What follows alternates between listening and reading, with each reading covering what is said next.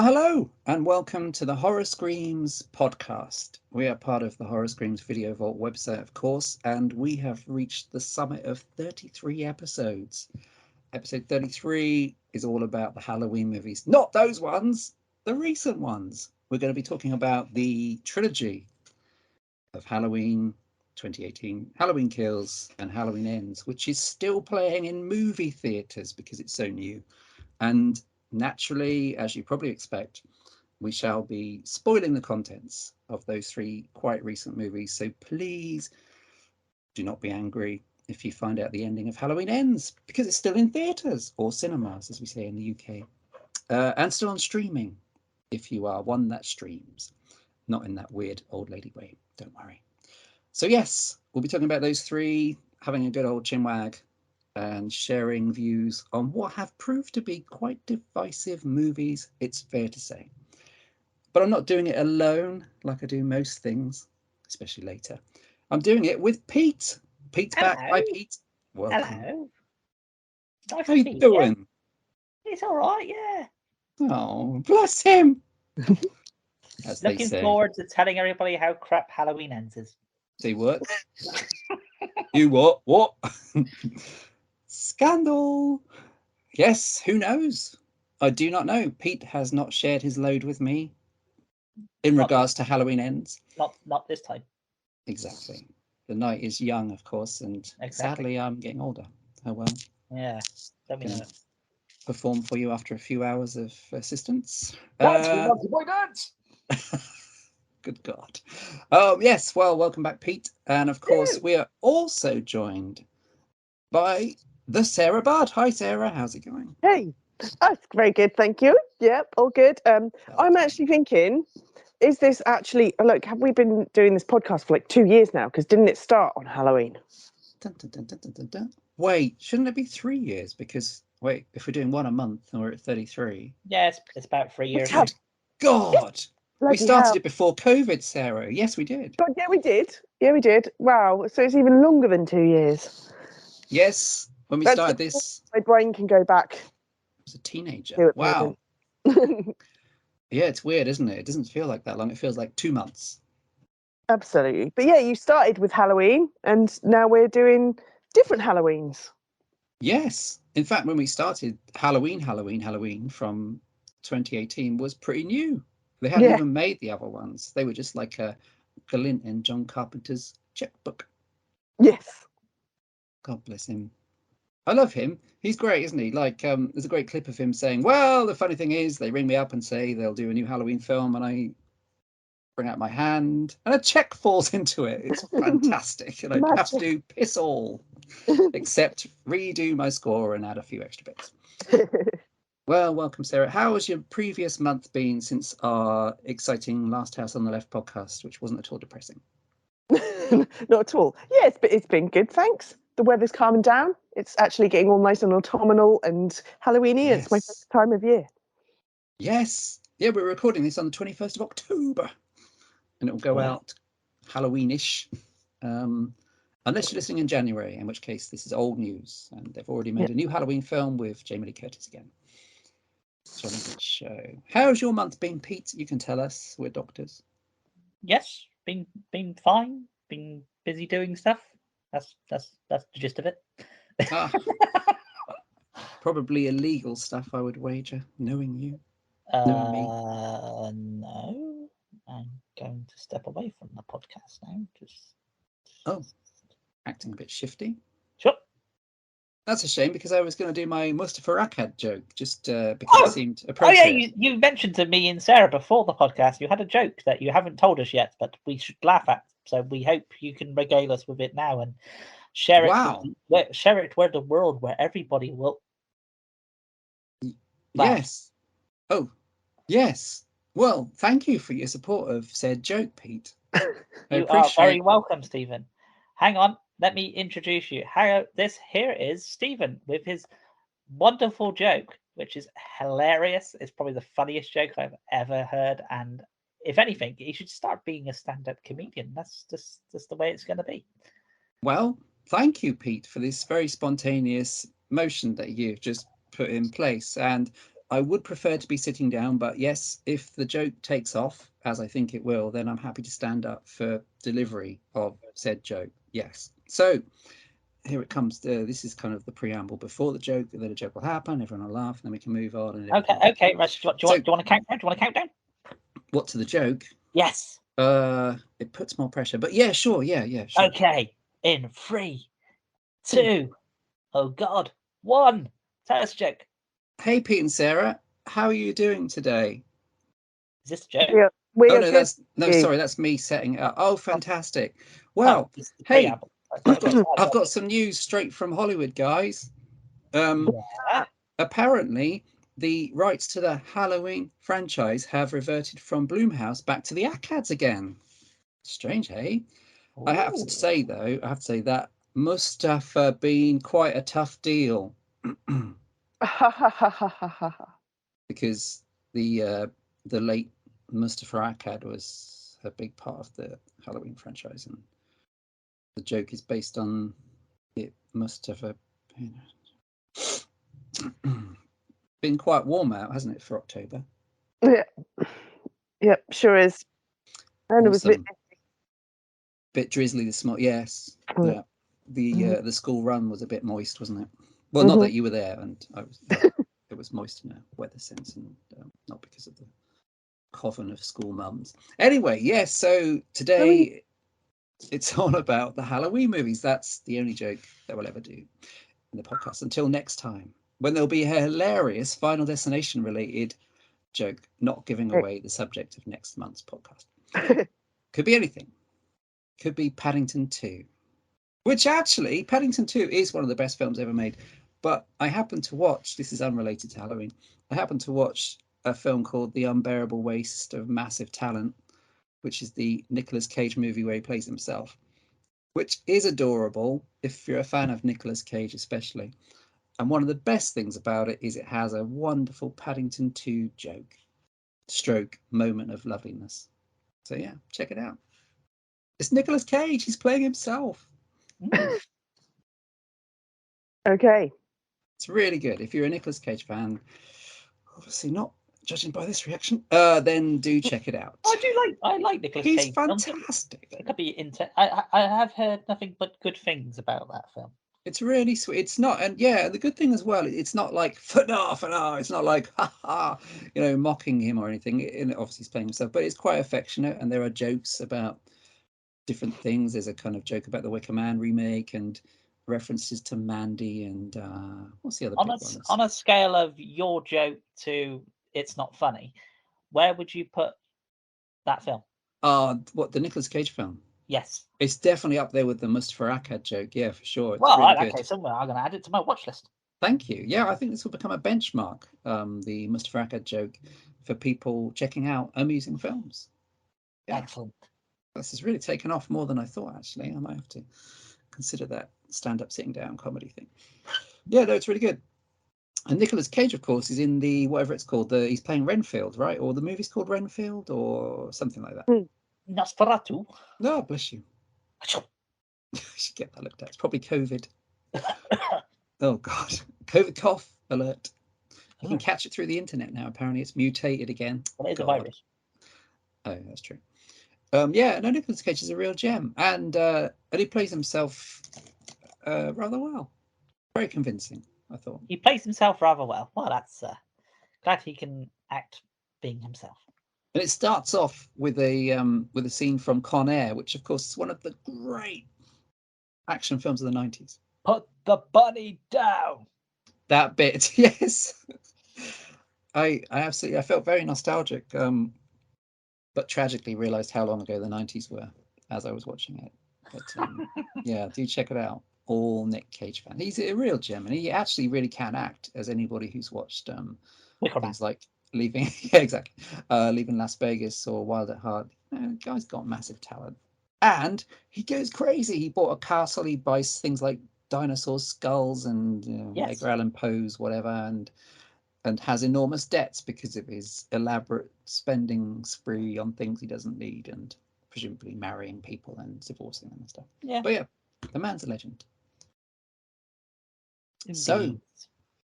So yes, all of which, of course, is just flim flam compared to what we're actually talking about today, which is the franchise of Halloween in most recent years. So Halloween Ends is the #1 film as we speak at the American box office.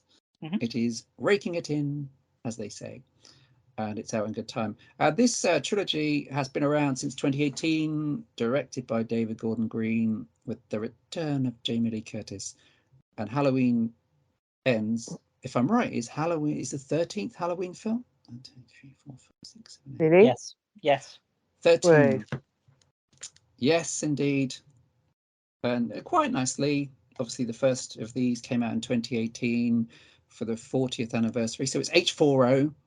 And of course, we've been here before. I mean, people are either moaning or celebrating these latest films, but we kind of have already done all of this. While we're here, actually, and as a preamble, I saw Halloween H2O, which of course was the Halloween sequel that brought back Jamie Lee Curtis, but didn't ignore Halloween 2. So she's still Michael Myers' sister in Halloween H2O.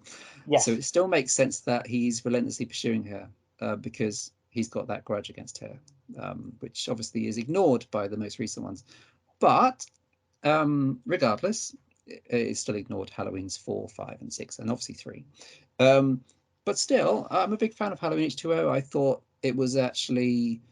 it's very nippy. It's in and out in, I don't know, 80 minutes or something. It's pretty suspenseful. It has a definitive ending where Michael is beheaded, which you'd think would be the end. And Jamie Lee gets to have quite a lot of fun. I mean, Laurie in H2O is kind of a boozer and she's traumatized, but she's also kind of a spunky, funny mum, and she has a lot of kind of nice rapport with, I think it's Adam Arkin that plays her boyfriend in it, Josh Hartnett, who of course has that terrible haircut. Yeah, what are your views on H2O out of interest? Because I'm quite a fan. Sarah? I've never seen it. Oh, sorry. I assume you need to. I think you should, because it's very good. The original, the second, and up to Season of the Witch, and then I've not seen anything after that until watching these recent 2018 ones. That's interesting. And that's probably how they want it to be, because obviously the 2018 ones ignore all of them except the original anyway. You say that, but we'll come into that in a bit about them ignoring things. Well, it borrows from, steals. Yeah, that's more like. We'll ignore these, but we'll borrow the bits we really like. These have nothing to do with the other ones. But we will cherry pick the things from those that we did like. Oh, I love that bit where we had a kind of accomplice figure. Yes, exactly. Michael's not supernatural, but we might kind of lean towards that in the end trilogy episode, maybe. Oh, you teasing bastards! Yes, exactly. Well, yeah, H2O is a good one, and it's kind of fat free. It's kind of like blah dee doo doo, and it's all over before you know it. Well, it is that period of I know what we did last summer, Scream and all those type of movie, urban legend kind of thing coming out. That is one of my favorite kind of ones that's come out, because it is a Halloween movie, but it's also trying to bring that audience in with it as well to mesh them together, and it works. Did it really well. Yeah, I like Resurrection. Yeah. Oh, sorry. I thought you said Erection. Oh, you meant Halloween? No, not Halloween Erection. That's on Pornhub. Was that a spin-off? Yes. So to speak. Yes, Ron Jeremy. Or toss-off. Yes, got it. Ron Jeremy's playing Michael Myers. Ah, yes. That wasn't even a mask, was it? That was just yes. Well, it is good, and they're fun. I mean, the difference, I think, with Halloween H2O and even Resurrection, which obviously is not loved, but is that they don't take themselves massively serious, and they are kind of, there's no pretensions about those. He's back, fuck it. He's after her and some teenagers, and then it's finished. It's basically each Halloween film is basically a carbon copy of each thing. You say basically go, right, we need that bit, and that bit. Chuck that in the film, and then we will just add extra bits in between it. Yes, and then there's always that guy, presumably in the script meeting. They're like, "Hang on a minute! Oh fuck, it's Jeff at the back. Yeah, what's wrong, Jeff? What if I've got a really gonzo? Oh, him and his gonzo ideas. we've got this bloke in black. I've got no idea who the fuck he is, but he basically turns up when the plot needs it, and he breaks Michael Myers free from prison, where he's wearing his mask for some reason at the end, because they don't take the mask off when you take you into custody. And that's it. And then we'll make up the reason he exists later on. I know. What if young Jamie stabs her stepmother at the end for some reason because she's picked up his evil because she touched his hand? Oh. And the Druids. What about the Druids? That's Jeff, you're hired. We're going to use all of your ideas and work it out later on. Yes. Are we selling you on the 456, sir? Oh, absolutely. There are good moments in all of them. Tamara Glynn is fantastic in Halloween 5. Yes, there are good moments in all of those. Actually, I watched Halloween 5 this week, in fact, and it's weird, just because I like the film. It's weird. Nothing else in the film that you like? Okay, well, I might as well come out. Tamara Glynn. I mean, she's fantastic. She's a very good actress in the 2 or 3 scenes that she's in the movie, one of which at 1 hour and 2 minutes and 38 seconds, if you're watching the VHS tape, is particularly good. You just like her acting? Yes. I was 12, man. Don't judge me. Most people would have, the way she was dressed in that film and being a prepubescent teenager, you would have been quite, infatuated with her, some may say. Yes, I've heard that has happened with people called Stephen West. Oh, whoops.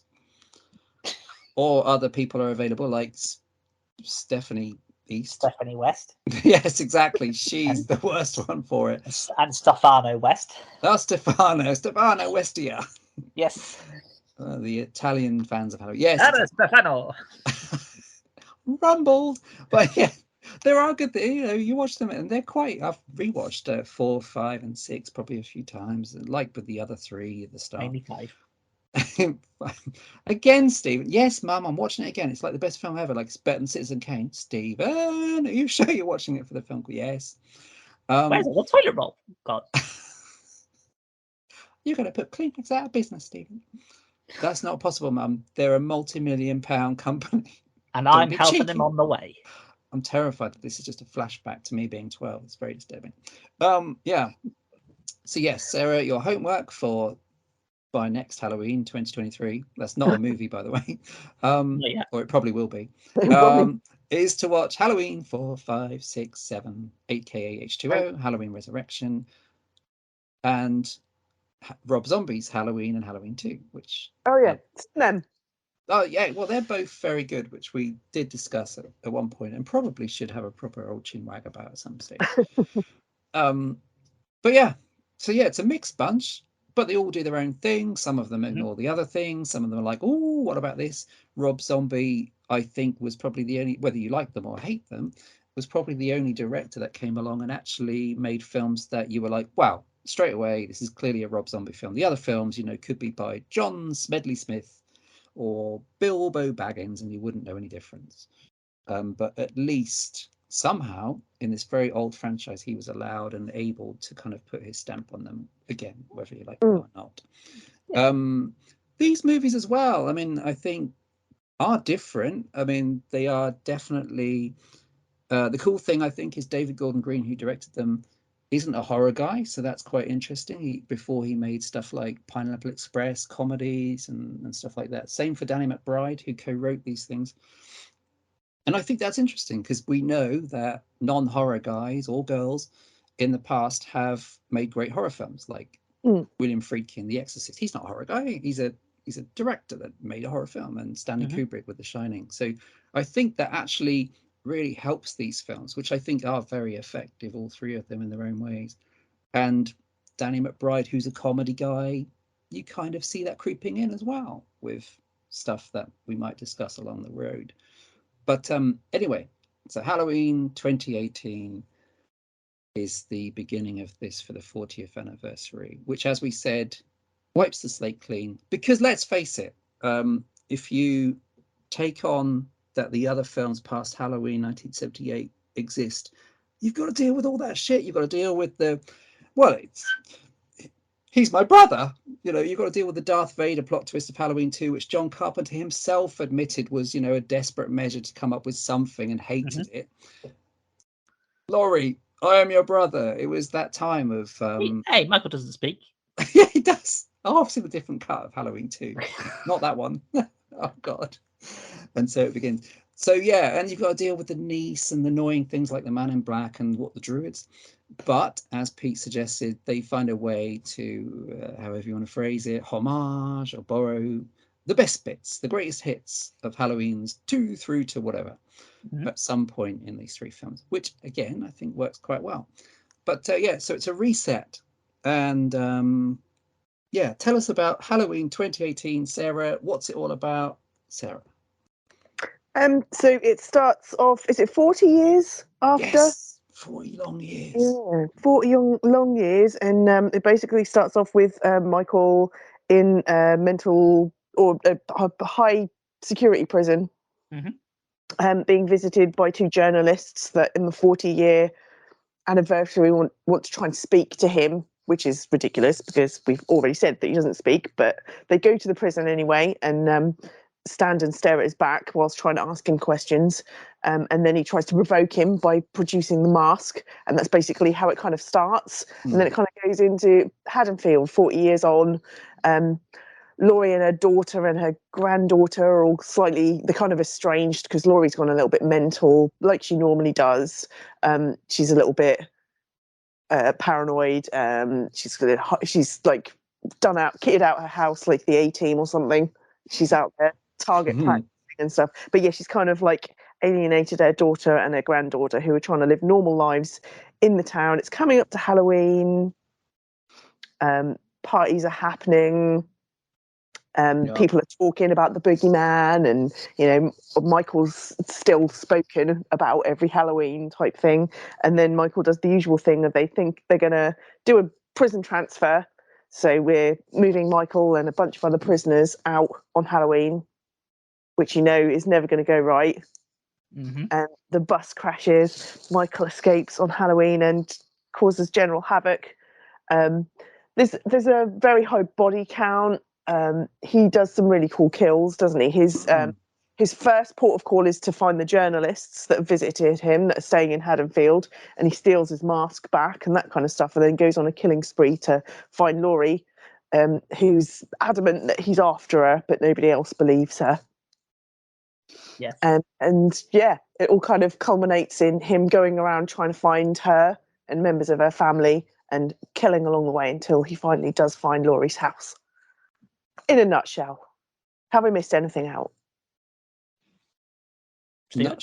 Nutshell indeed. Yes. Yeah, I mean, yes, that's the gist of it, isn't it? There's a bunch of others. I mean, you're right, the kills are very good. The kills, as we kind of know, the original Halloween is pretty dry for a slasher film. I mean, they say very little blood. Yeah, they bring it up quite a lot. They go, "Oh, Michael killed 5 people." I'm pretty sure he kills 5 people in the first half an hour he's escaped. In this one, the body is a lot higher and a lot bloodier. There are some really good kills. When he finds the lady in the house just before she closes the blind and sticks the knife through her neck, that's pretty cool. That's a fantastic scene. I think that's the kind of extended take sequence where it's a long tracking shot of when he's first walking around and it ends on that bit. Yeah, that's really impressive.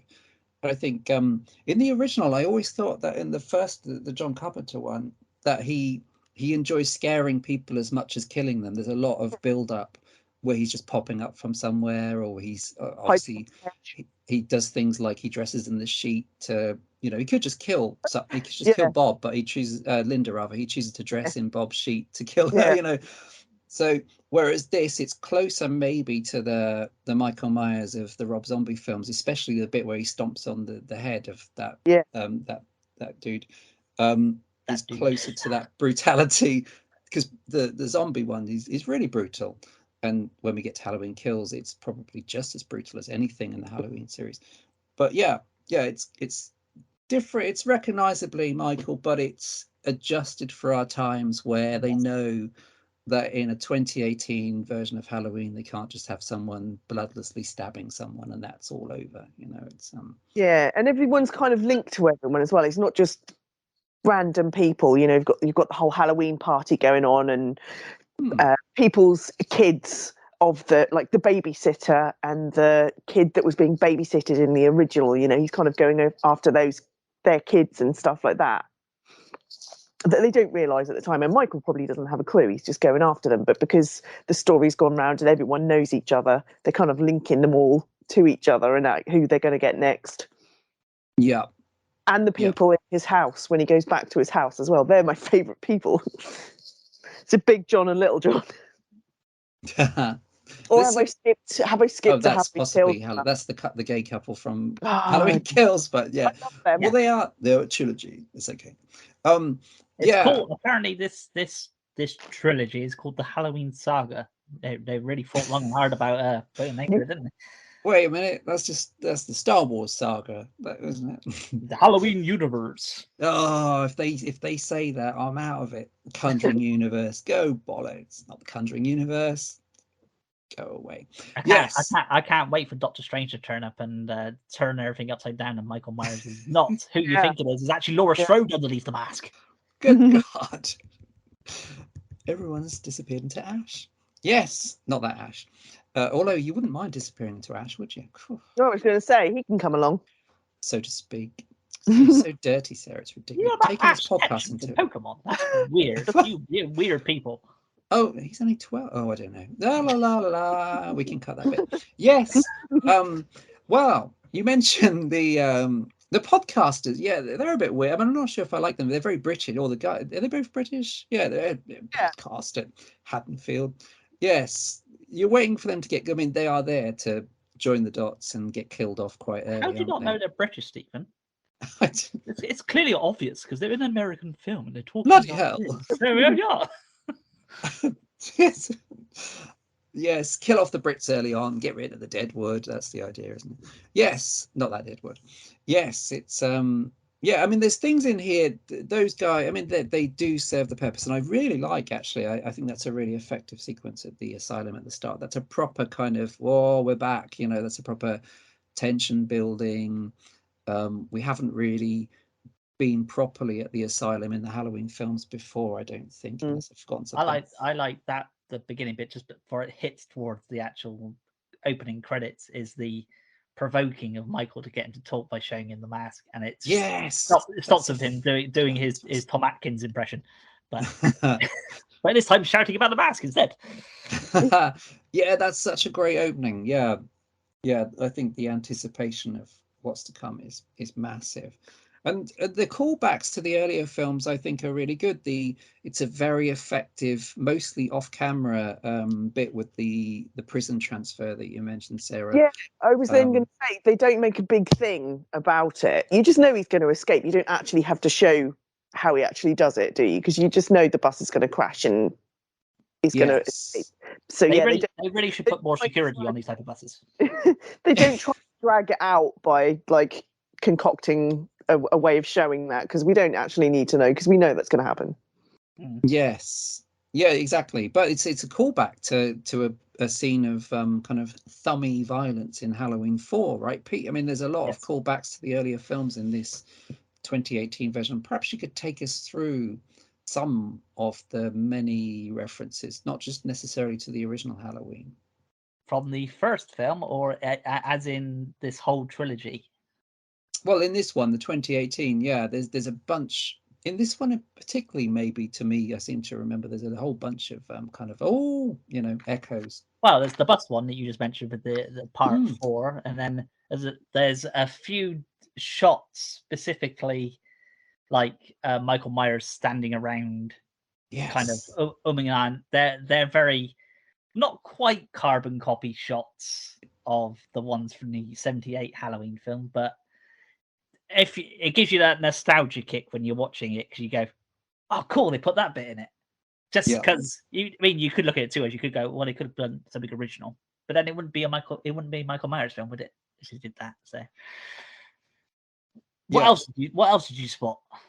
Well, the things what you suggested, actually, there's a couple of really good reversals from two or three maybe of the great moments in the original. Like there's a scene where Laurie's granddaughter, played by Hans Roschiger, is her name.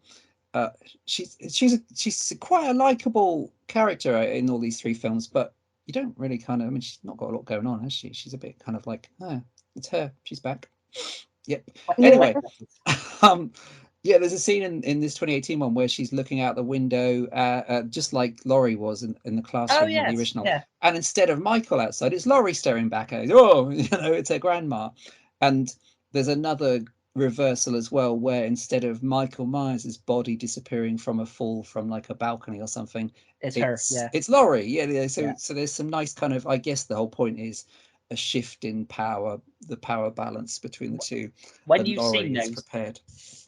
When you've seen those 2 bits in the film, like the bit looking out the window and when Laurie comes out the window towards the end, did you just go, well, I know what's going to happen in a minute? Did you just instantly click that it's like, she's going to stand up in a minute, just disappear? Yes, which is, I mean, these clearly the cool thing is these guys, although not horror guys as in what they've done before, are clearly fans of the original movie at the least, if not maybe the sequels, who knows. But yeah, it's all part of the fun. Just the same with even the title font in the opening the title sequence, the font they use. Well, all of these the new pumpkins. Ones, they all use the title font from the respective of the other first. So Halloween 78, this one, the 2018 one, uses the same title font as that, and then Halloween Kills uses the same title as the original Halloween 2, and then Halloween 3, even though it hasn't got Michael Myers apart from that one little scene, they use the same title font in Halloween Ends for that film as well. Yeah, which is really cool. And and it's the same for the stuff that probably, you have to assume that we know that typical cinema audience is pretty young, and we can probably assume that the typical 2018 cinema audience of, average age of 20 or whatever, or younger, hasn't probably seen every Halloween film before. They're aware of it, but like Friday the 13th, this is a brand name, and they know they don't have to have watched all the old ones, because to a lot of people, those movies are indeed old films, because they're at least 40 years old. So it works. It works for us because we've been there and we've seen it. But it doesn't matter if you don't pick up on jokes and the references, including, of course, I think it's in this one and possibly Kills as well, the Don Post Halloween masks from Season of the Witch, Halloween 3, are in this as Halloween costumes. They're more in Halloween Kills than they are in the first one. Yes, but they're briefly seen when he first starts walking down the streets in this one, but in the second one you see them more prominently. And they are great. I mean, this is a separate commentary or whatever, but Halloween 3 is a fantastic film, the Season of the Witch, and of course, interestingly, was always the bastard child of this franchise. But as years go by, a lot more people are popping up and say, "Oh, it's fantastic." Well, same with John Carpenter's The Thing, isn't it? People were crapping on that, and then now it's a cult classic. Yeah. So. Which, of course, is in Halloween Ends as a thing to show your kid when you're babysitting. Which I thought was a lovely touch. Yes. So what do we think? So, Laurie in H2O, which is your homework, Sarah. You have to go and watch H2O. It's on Netflix, by the way. There's no excuses anymore. What did you send me all German? I turned into no excuses anymore. German version of Mrs. Doubtfire. Oh God. It's possession. It's demonic possession, and there's nothing we can do about it. Yes. So H2O. Jamie Lee Curtis is, I mean, obviously she's older, but we know that in real life, Jamie Lee Curtis is, I was going to say spunk, but Jamie Lee Curtis is pretty lively, although she's 60 something, she's very funny and lively and very big on marketing these films and saying how great they are. But in the film she's playing, there's no real Jamie Lee Curtis personality in the Laurie and especially the 2018 Halloween. Whereas in Halloween H2O, I think you do see a lighter version of the survivor character. She's got her problems, but she's quite, it's banter. But here she's pretty, she's stripped down. She's a bit mental. She's agoraphobic and all of that. and she's single. Her whole life is built around, she's lost kind of closeness with her family, but her whole life is built around capturing Michael Myers. What are your thoughts on this particular incarnation of Laurie, Sarah? Yeah, she's definitely not quite as crazy as she was in, like, I remember her from like Halloween 2. Yeah, she has a few moments like breaking down at the family meal and having a bit of a moment then. But I think like deep down, she actually, she really cares about her family, and she knows that one day Michael's going to come back. So why would you not try and have your family, try and keep them as prepared for something like that as you possibly can? And she's obviously tried. It hasn't worked, and it's kind of split her and her family apart. And I think deep down she's really sad about that, and she wants to try and fix it, but she can't because she knows Michael's going to come back and get her. Yeah. I think the usual way of putting it is basically in the original Halloween film, she's quite two-dimensional. There isn't really much to her as a character herself. You feel for her, but that's about it. Whereas this one, she's obviously gone through the wringer. There's a lot more character depth to her now, and you can sort of see how she's developed and why she's become the way that she is. Because, basically everybody's blaming her in Haddonfield. Everything that's happened is because of her. If she wasn't around, all this stuff wouldn't have happened, which is, completely bonkers. But in any of these sort of scenarios, everybody's always looking for somebody to blame. And Michael's not around, so you pick the next best thing, which is her. Yes, and the great thing is how that evolves when we get to Halloween Kills and Halloween Ends, where her character does shift, but that same theme of people blaming her for what's happened is very much a part of Halloween Ends, isn't it? Which is one of the things I like. Yeah, that was another thing. It's the kind of not Dr. Loomis guy. Yes. Yeah, I'm not sure about. You're the new Dr. Loomis. Because it's an interesting thing, isn't it? Because he was obviously there's no such thing in the next Halloween films in this run, but he was such a massive part of the other films, and they do include him in H2O, albeit as a kind of voiceover in the opening titles, I think, where it's a Donald Pleasance sound-alike that's kind of filling in the gaps for people that just showed up and don't really know the series, because Dr. Loomis, he was the star of those other movies and got top billing in all of those Halloween films that he's in, over Jamie Lee Curtis in the original. What's your thoughts on whatever it's called, Dr. Gloucester, or what is that guy's name? He's got a weird name, hasn't he? Yes, very strange. Yes, he's an unusual guy. Yeah. We're all gonna go blank on his name. Dr. Crippen. Dr. Sartan. Yeah, that's his name. Dr. Satan. That's almost Satan. Yes. Yes, suspicious. He's a rum. There's one moment with him that I think which is maybe the obvious bit where he briefly puts Michael's mask on and suddenly turns into a madman. I mean, I'm not really on board with. I don't really get that. I don't. And he's the one that he attacks Frank, doesn't he? So it's not. Was it Michael that attacked him to start off with? No, because Frank ran Michael over. Yes. With the doctor in the car, and then the doctor then attacked Frank, didn't he? Yeah. I presumed with the mask thing, because the doctor, he's basically a protege of Dr. Loomis. So he's heard all the tales and he's read about all of Michael Myers' kind of things, and he's been watching Michael for the past 40 years. So he's just seen that he's been pretty quiet. He doesn't speak, as we know. He hasn't done anything and hasn't caused any harm or anything, as far as we know, in the prison. So I guess his next stage was maybe the mask is the trigger thing. The thing that sets him off is that's the thing that helps him become what he is. So I guess I presumed that was the doctor trying to see through Michael's eyes through the mask. Mm-hmm. By putting the mask on, he can kind of see what Michael was seeing and what might make him feel the way that he does. Yeah, which is which is kind of part of the almost supernatural underneath stuff that this trilogy flirts with, but eventually seems to just totally get rid of by the end of the last one, because by the end of Halloween Ends, spoiler alert, pretty much it's a case of, he's just a man. And I think she actually says that out loud. They say that. They say that quite a few things. There's a very irritating line in part 2, but I'll get to that. So yeah. I mean, I quite like. It's quite a good idea. I think I kind of get why they wanted to have a Loomis-ish person in this. I did think he should last a little bit longer, though.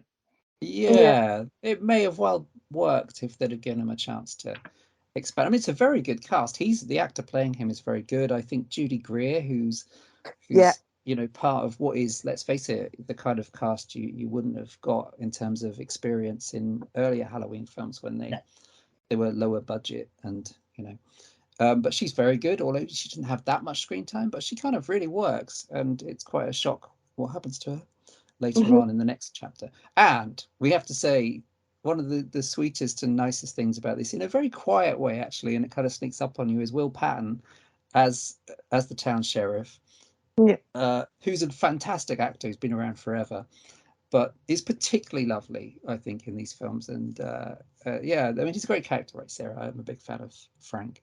Yeah, I love him. Yeah, they're great, him and Laurie. Yeah, and it's kind of low key, and it gets a bit more overt in the last one, as we'll discuss, but I think that works. He brings some heart to it, and it's I guess more of that small town Americana stuff that was a big part of the original anyway, with Sheriff Brackett, the Charles Cypher character, who we may also mention soon as well. We will. Yeah, I mean, there's some good stuff in here. Do you think it's scary? I think it's effectively scary. I think there's a really echoing H2O. There's a really good bit in the the public toilets, which is very with the teeth. Yes, which is it's a very unnerving moment. As somebody who doesn't like public toilets, just the fact of going into a public toilet is scary enough as it is. Yes, and not alone. I mean, it's a scene in H2O, but it's also a scene with God damn it, in Rob Zombie's Halloween with Sherry Zombie. Ken Foree is having a big old shit. It is Ken Foree, right? Yes. Oh yeah. Yes. He's having a massive dump and gets accosted by, obviously, the Brit Shithouse version of Michael Myers that's in Rob Zombie's genuinely excellent Halloween films. But yeah, so toilets are a thing in these movies, and I think in those scenes, and the scene that Sarah mentioned as well, the killing, that kind of extended take killing of that woman in her own home, the movie's genuinely frightening. I think it does convince you that this is a town under siege. Yeah, and they try to not to concentrate too much, but the kid characters are pretty good. You have a similar thing going on. There's a one of I've forgotten the granddaughter's name. Allison's friends is babysitting a young lad who they then discover in the house and stuff. That's kind of cool. And she's quite a nice character as well. She's not in it for long. She's the babysitter character, but I quite liked her and the way she tried to protect him and stuff. And the way they kind of tried to protect each other. Oscar's death was pretty grim as well when he's alone in the garden and gets impaled on the fence. He's fine. And that carries on really sweet. That's probably one of the deaths that actually kind of it prolongs itself, because it happens. You think it's over and done with pretty quick, but they then bring it up again in Halloween Kills, and it's actually quite sweet. His mother's looking for him and stuff. Yeah. I liked the way they kind of tied that in as well. But yeah, I think the younger characters are pretty good. I think some of them are possibly better than Allison. I kind of agree with you on that. I do kind of think she's a little bit miscast. Yeah, I don't know if she's miscast. I just think they need to focus more on, rightly so, developing Laurie Strode's character, but they didn't quite master getting her. Right. They did. I think they did Karen really well. Laurie's daughter. I think they did her very well. But yeah, Allison doesn't quite get it. quite the same. And to me, she looks. I know she's supposed to be a teenager, but I was like, she looks 35. God damn it! Yeah, it's tricky, isn't it? Because this is unusual territory for a slasher movie. We don't usually have the whole point of this. I totally get it. Is 3 generations of strode women. Yeah, it's the family dynamic, isn't it? You know, hashtag me too. Yes. Yeah, same with the other characters as well. I can't remember when then the characters, it goes off with his son and ends up getting killed in the house towards the end. That he gets pulled up into the loft. Yes, well, there's a really good scene, and I think you're right. You know, those little characters, those incidental characters are in the second one as well, and maybe the third to some degree, are quite entertaining. They give them a little bit of personality along the way, including some quite comical ones. The kid's quite funny in Halloween 2018, which presumably is the Danny McBride kind of comedy thing coming through very much. And then there's some dialogue as well, which feels like almost a bit like some of the Rob Zombie stuff, where there's a lot of small talk, kind of almost Tarantino stuff, where people stop and just talk about sandwiches for a couple of minutes. Yeah, but I find that more realistic in the film. Yes, because that's what you do. Yeah. Yeah, there's a lull in a conversation. Maybe you go to a party and you don't know everybody. You go there, you start talking to people, you start getting to know people, and then there's that lull because the person that you went with goes out the room for a bit, and you're sort of like left trying to come up with something that's a connecting conversation. And if it's sandwiches, then it's sandwiches. That's what you talk about. And so, yes, exactly. That stuff does work quite well, I think. But yeah, otherwise there's a lot going on. So I think Andy Masharaka, who plays the granddaughter, What's her name? Andy Masharaka. It's a really unusual name. It's the internet. I mean, she's probably quite good, but in all 3, there's too much other stuff going on that she never really has a personality. I mean, you know, there's not much going on, but she's not unlikable. It's just that there's too much other shit going down. You know, in the second one, especially, Jesus Christ. And the third one, somebody else has showed up who takes a lot of screen time, and they've got to resolve the Laurie thing and find time for Frank. I will make a point that this is one of the things that, and Stephen's probably picked up on this quite a few times on other social media and other things. People going with all these 3 new Halloween films. Everybody going, Michael doesn't appear in the films very much, does he? No, he never did anyway. The first film he's in like 9 minutes, maybe. The whole idea. Yeah. So the fact that they kept that as a a thing, he appears every now and again. That makes you more wanted to carry on watching the film, because like anything, you keep seeing the monster. Eventually, it doesn't become scary. It's just look, there you go. They know what's gonna happen now. Yeah, exactly. And the pacing will come to it, obviously, but the pacing of Halloween Ends, especially, I guess, is one thing that has riled people up. But if you watch the original Halloween, not a lot happens for about 45 minutes, because it is, as we've said, Michael Myers just watching and occasionally scaring someone, like he scares that kid in the daytime, the bully kid, because he relishes that stuff. You get the impression, you don't know. And yeah, I think that's important to remember. You know, he's not on stage. He's there in the back. He's lurking. He's a lurker. We do like a lurker. Yeah. I've had a lurker at my back passage a couple of times. So no, it's just out the back. Yes. And so we get to the big showdown. So the compound. God bless you. Yes, I mean, this was a big thing because Halloween 2018 turned up at a time when stuff was going on, and, you know, it's hashtag Me Too and all that stuff. And a big thing was made of, you know, 3 generations of final girls. But of course, it's not an unusual thing to have a kind of gathering of strong women in a slasher film. All you have to do is look at the original slasher films that came out. I mean, Slumber Party Massacre, which is actually, I've rewatched that not that long ago, is actually a really clever film. And that has a whole gang of them, you know, that has a whole, the ones that didn't get killed, it has a bunch of young women that gang up on the driller killer. embarrass him by lopping off his massively long drill bit, and it becomes a very small drill bit. That film has that great poster, doesn't it? With the between the legs. Yes.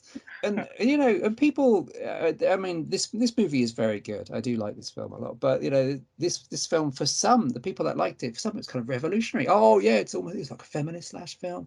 No, we've been there already. It's okay. We did this 40 years ago. Don't worry. We've done the strong women thing. Horror was doing it a long time ago, long before this. Just because there's 3 of them and they're all related doesn't really change it. But yes, you're right. Slumber Party Massacre is a really cool film.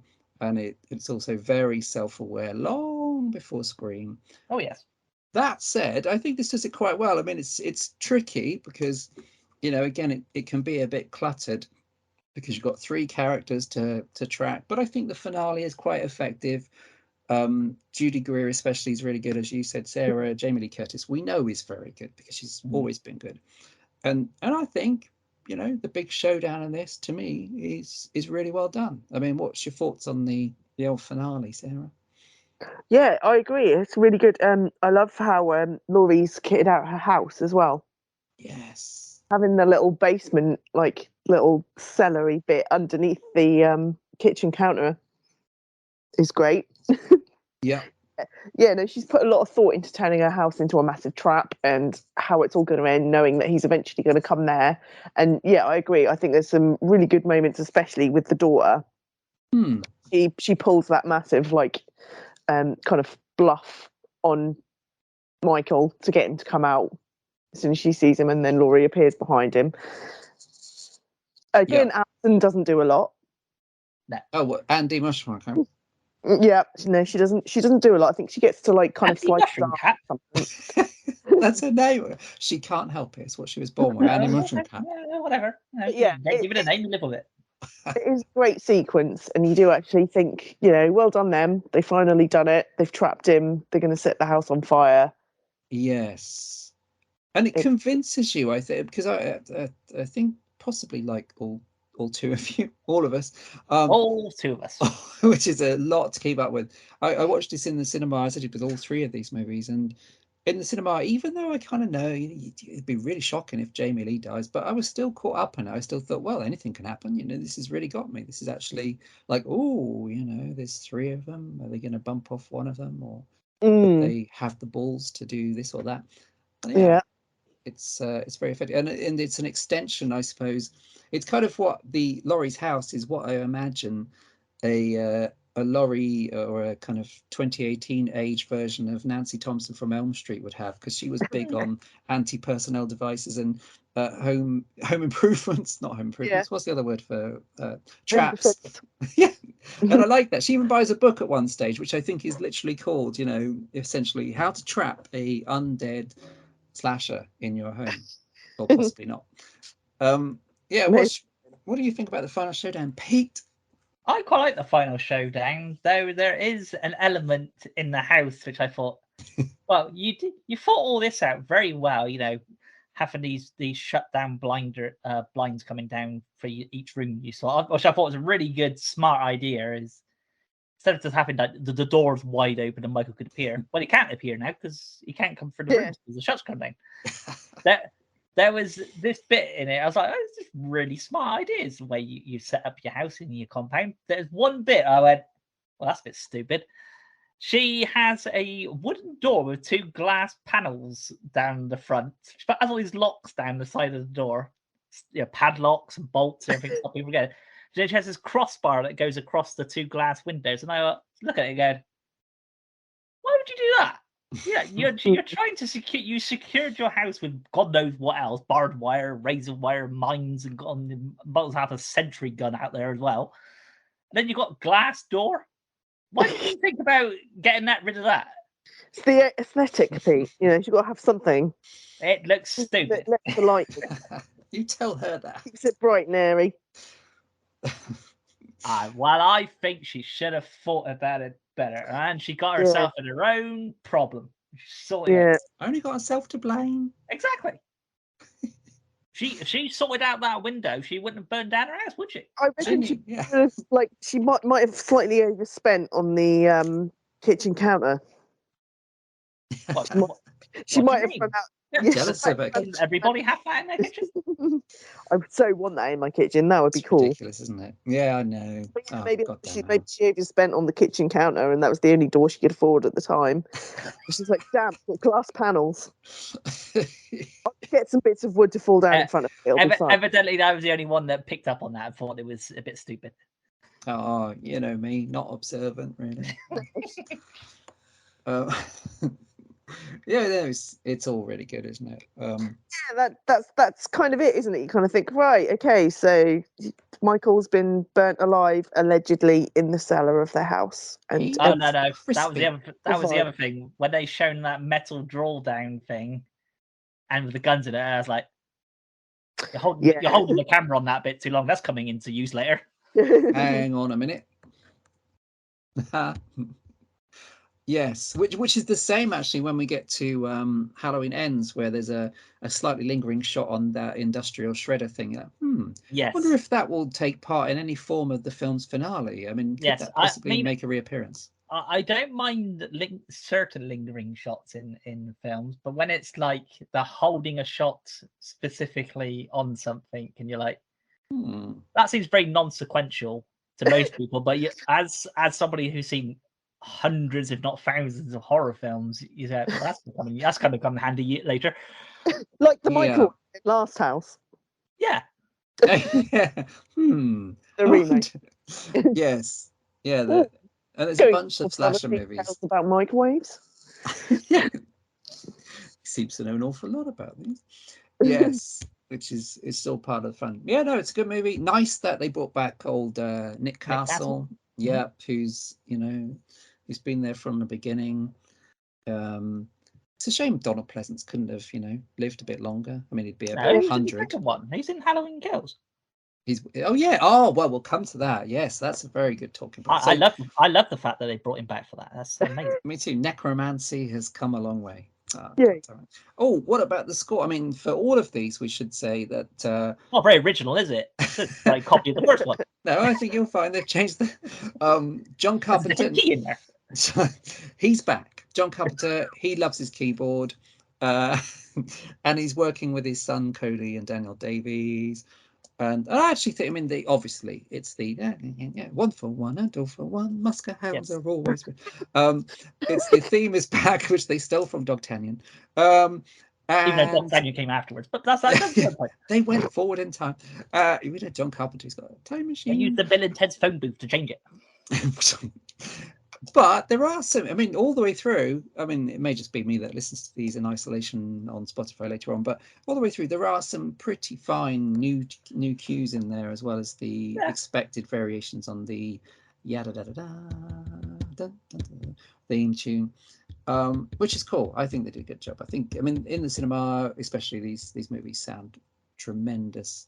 And of course, it still works. That theme tune is kind of timeless, and I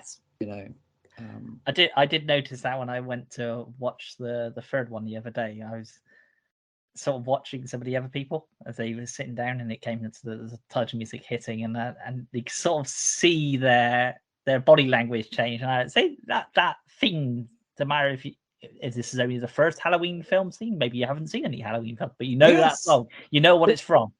Yeah, exactly. It's one of the things.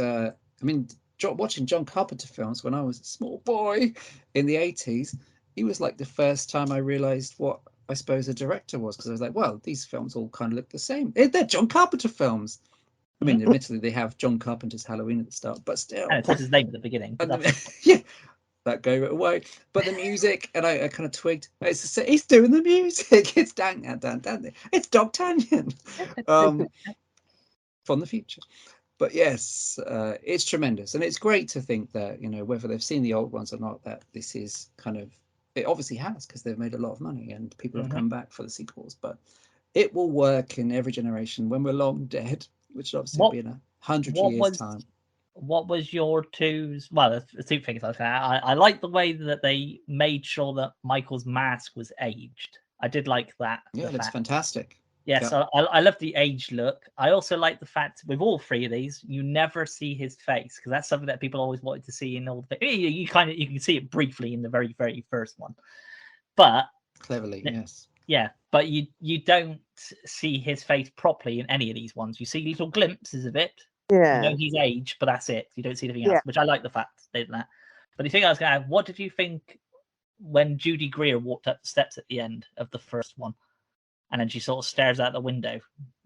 She has this look on her face about after killing Michael. Oh, I can't remember. I don't remember that bit. Or was that in the second one? Might be the second one. Oh, maybe. Yeah, I'm trying to think as well. What do you think, Pete? Maybe it's in Halloween. Might be in Halloween Kills. But there's a bit where they all think, yeah, it is Halloween Kills, because yeah, we'll come back to that in a minute then. Okay. Yeah, spoiler alert for later. No one will ever know. Alive. Yes. Fantastic. No, it's all good. And of course, well, I think Halloween Kills was intended to be coming out not in that way in 2020, but then the plague and so it came out in 2021 for Halloween. And was the first one to kind of stream at the same time, but was a big hit. As we've discovered, horror is still very big, even at a time when less people are maybe going to the cinema, especially back in the plague days. Yeah. Halloween Kills. So the middle part that when it came out wasn't universally liked. The same is true of Halloween Ends. I mean, I think Halloween 2018, although I can think of quite a few people that disliked it, seemed to generally have good reviews, made a huge amount of money and truly revived the series. For a lot of people, it was a return to what Halloween should have been. A lot of people didn't like the Rob Zombie films, so they thought this was, he's back kind of thing. Halloween Kills was very divisive. I mean, I think this is my favorite of the three, actually. This is brutal. This is relentless and grim and easily definitely the nastiest non-Rob Zombie Halloween film in terms of gore. It's definitely the most graphic in violence. Mm-hmm. Yeah, body count is massive. It doesn't lose the humor of Halloween 2018. It also doesn't lose the kind of human sort of warmth. I mean, I think the Laurie in this version is kind of, although she's heavily wounded and all that kind of stuff, she's in hospital, just like the Laurie of Halloween 2, which doesn't exist in this timeline. That bit made me laugh. We're gonna ignore everything from after the original Halloween. Oh look, we're gonna use that plot device from the second one and Rob Zombie's Halloween 2 as well. Yeah, exactly. Yes, exactly. And yeah, there's a whole bunch of stuff that's happening here. So I mean, this is wow, let's get the gang all together again. So Nancy Stevens. That was another irritating bit. Nancy Stevens is back as Nurse Marion, who was in the first two. Obviously, this one doesn't take into account the second one. She was back in Halloween H2O and killed in H2O, but this film doesn't take into account H2O. So she's back. Charles, she's back again, and she's alive. Charles Cyphers as Sheriff Brackett was also in the original Halloween 2, where there's a quite powerful scene where he realizes his daughter Annie is dead, and he's back for this, pretty much unaffected because his role in Halloween 2, the original Halloween 2, is pretty limited. Impressively, Kyle Richards is back as Lindsay Wallace, who was only in the original, I think, as the babysat little girl, and Anthony Michael Hall, who I know as Thingy Griswold from the National Lampoon's Vacation, possibly not Christmas Vacation, definitely European. Is he He's young Griswold in the first Vacation movie? Yes. Got it. And he's also the bastard in Edward Scissorhands. God damn it, he's such a bully in that. And he grew up like Anthony Michael Hall, who's such a dweeby little git in National Lampoon's European Vacation. When it comes to Edward Scissorhands, made maybe 5 years later, he's this beefy bastard. What happened? What was he eating in the 80s? Please, steroids. That's a question. Yes, steroids. That's it. And probably a lot of cock. Yes, so he's back, but he's not back. He's here for the first time as Tommy Doyle, but he's not the Tommy Doyle that Paul Rudd, Ant-Man, played quite badly in Halloween Curse of Michael Myers #6. So yeah, just thought I'd clear that up. So Tommy Doyle's back, everyone's back, and Pete, wouldn't you know it, through the power of the Necronomicon, in a prologue going back to 1978, Donald Pleasance lives. Yes. He's back. For a minute, I mean, there was a point when I was watching the cinema, I was like, no, what? What is that? Is that CGI? It's makeup. I checked. It's makeup. It is. It's really good. It's impressive, yes. It's not Moff Tarkin in Rogue One, where it's like, oh, Peter Cushing. Oh, God, what's happened to his eyes? His eyes. Back of his head's quite good. Yes, tell us, open us up, not in that way. Tell us about the preamble of Halloween Kills aka H2, H14. Halloween Kills 2, H2O, not Rob Zombie 2. Water, Halloween Water. Halloween Water. Oh, okay. So basically, let's be honest, with most of the Halloween films, there isn't a lot of stuff to say about it without giving too much stuff. Because most people know what it's going to be. It's going to be a stalking, killing type of movie. You know that Michael's going to come back and he's going to kill everybody. So we'll just jump into this and go. Basically, everybody thinks that Michael is finally dead. Laurie, who is basically lying in bed for the majority of the film, thinks Michael is dead. Her daughter's keeping it secret that Michael is actually still alive because he survived the fire in a unique way, which I thought was quite smart. After that massive killing spree at the beginning of the film, where he kills all those firefighters. Oh, that's amazing! It's awesome. There's some really cool camera angles in that, where they basically put the fireman's mask over the top of the camera to do the shot, but it looks cool. So Michael's back out of the fire, and he's back on his stalking ways, hunting down obviously Laurie and the rest of her family, but he must sense that there's other people still about from his past, so he starts to hunt them down as well. But he's also got there's another person from the mental institute that Michael escaped from, who people think is the Michael Myers character. So they're all hunting him down. So they're all hunting him down while Michael Myers is actually hunting down the other people, which is kind of amusing.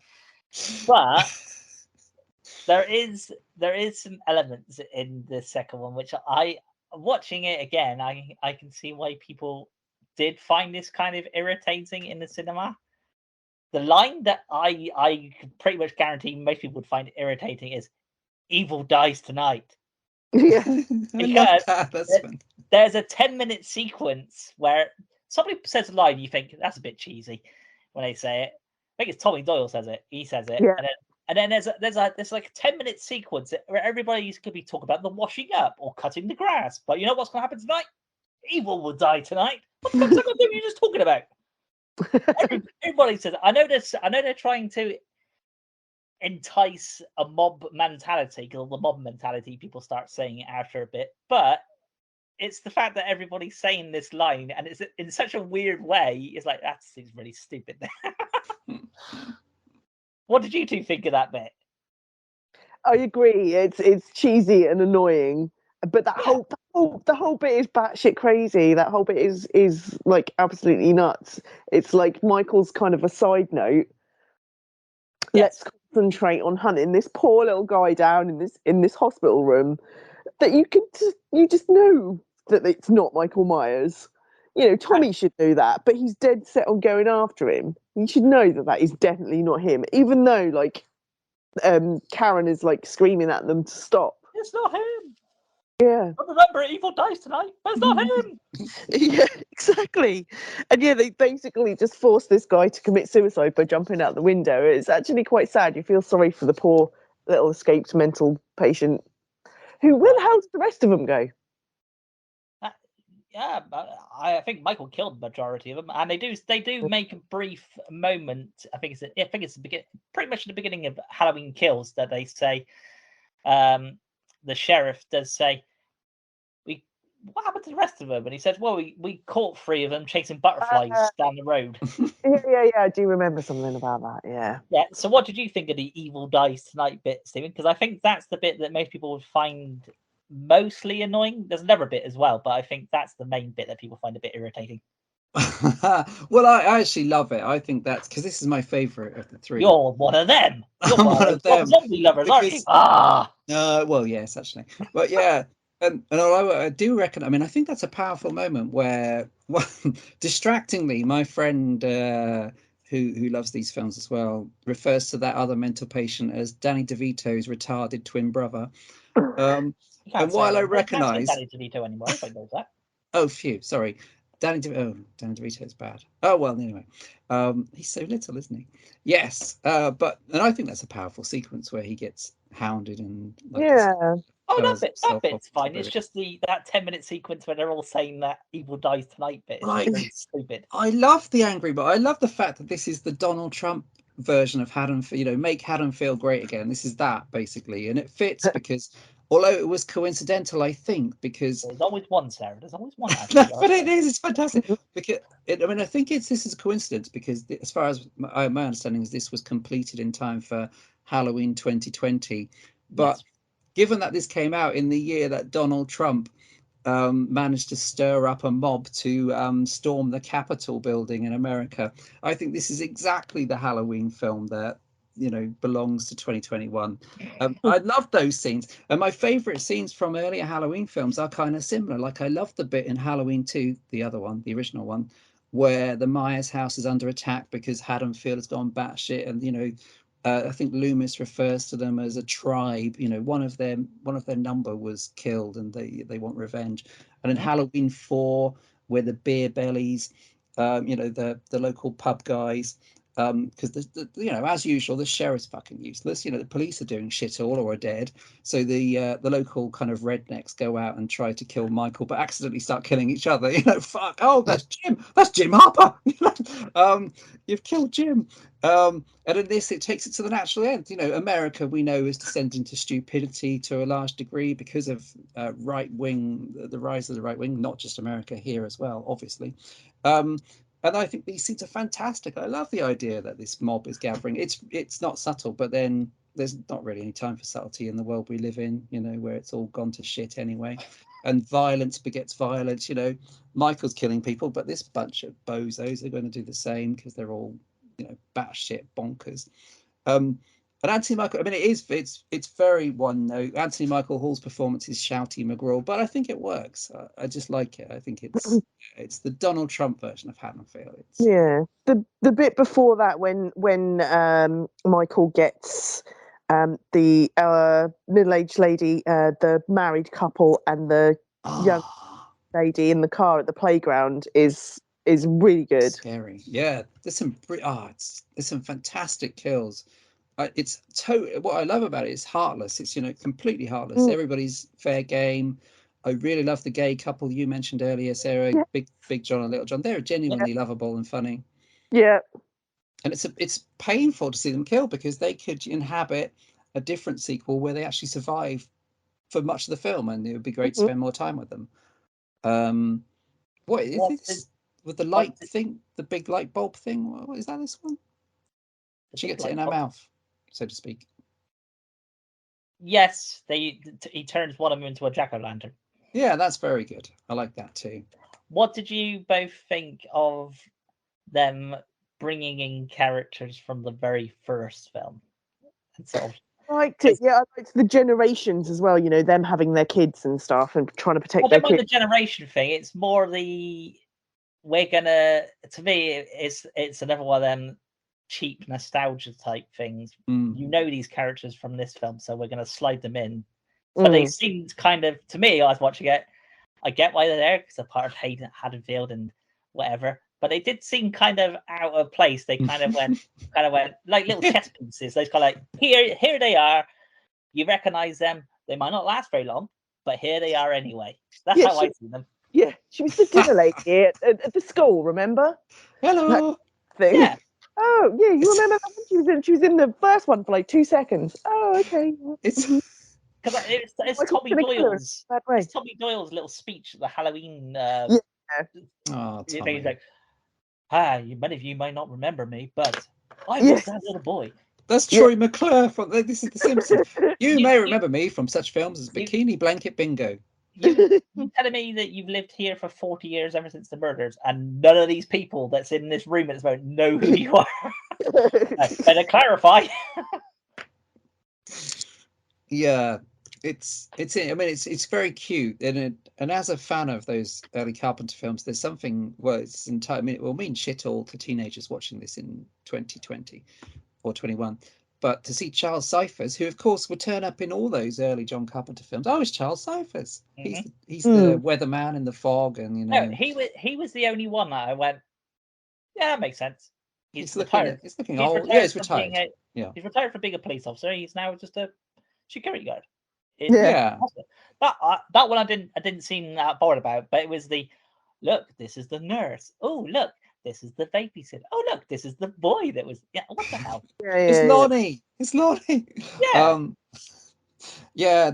And it's pretty. In Halloween Ends, they still have Lindsay Wallace, but she has nothing to do. She's only there because, I was in the previous one, so I thought I'd show up. Hello, it's me. I'm from the original. I don't know what I did in those 4 years, but I'm back. Yes, that's very shoehorned. That is the Simpsons episode where every character turns up to say their catchphrase. I was hey everybody. I was having this conversation the other day with someone about basically nostalgia pops in movies, and I know Steve doesn't like the third Jurassic World film, but there's nostalgia kicks in that and they do it in Halloween Ends as well, where they do a purpose nostalgia kick where they put on the clothes that you recognize from that film. So like in Jurassic World, you get Jeff Goldblum's wearing all his leather stuff that you recognize from the film. Halloween Ends, Jamie Lee Curtis has to wear, in her final sequence, she has to wear exactly the same sort of clothes she was wearing when she was fighting Michael in the very first Halloween film.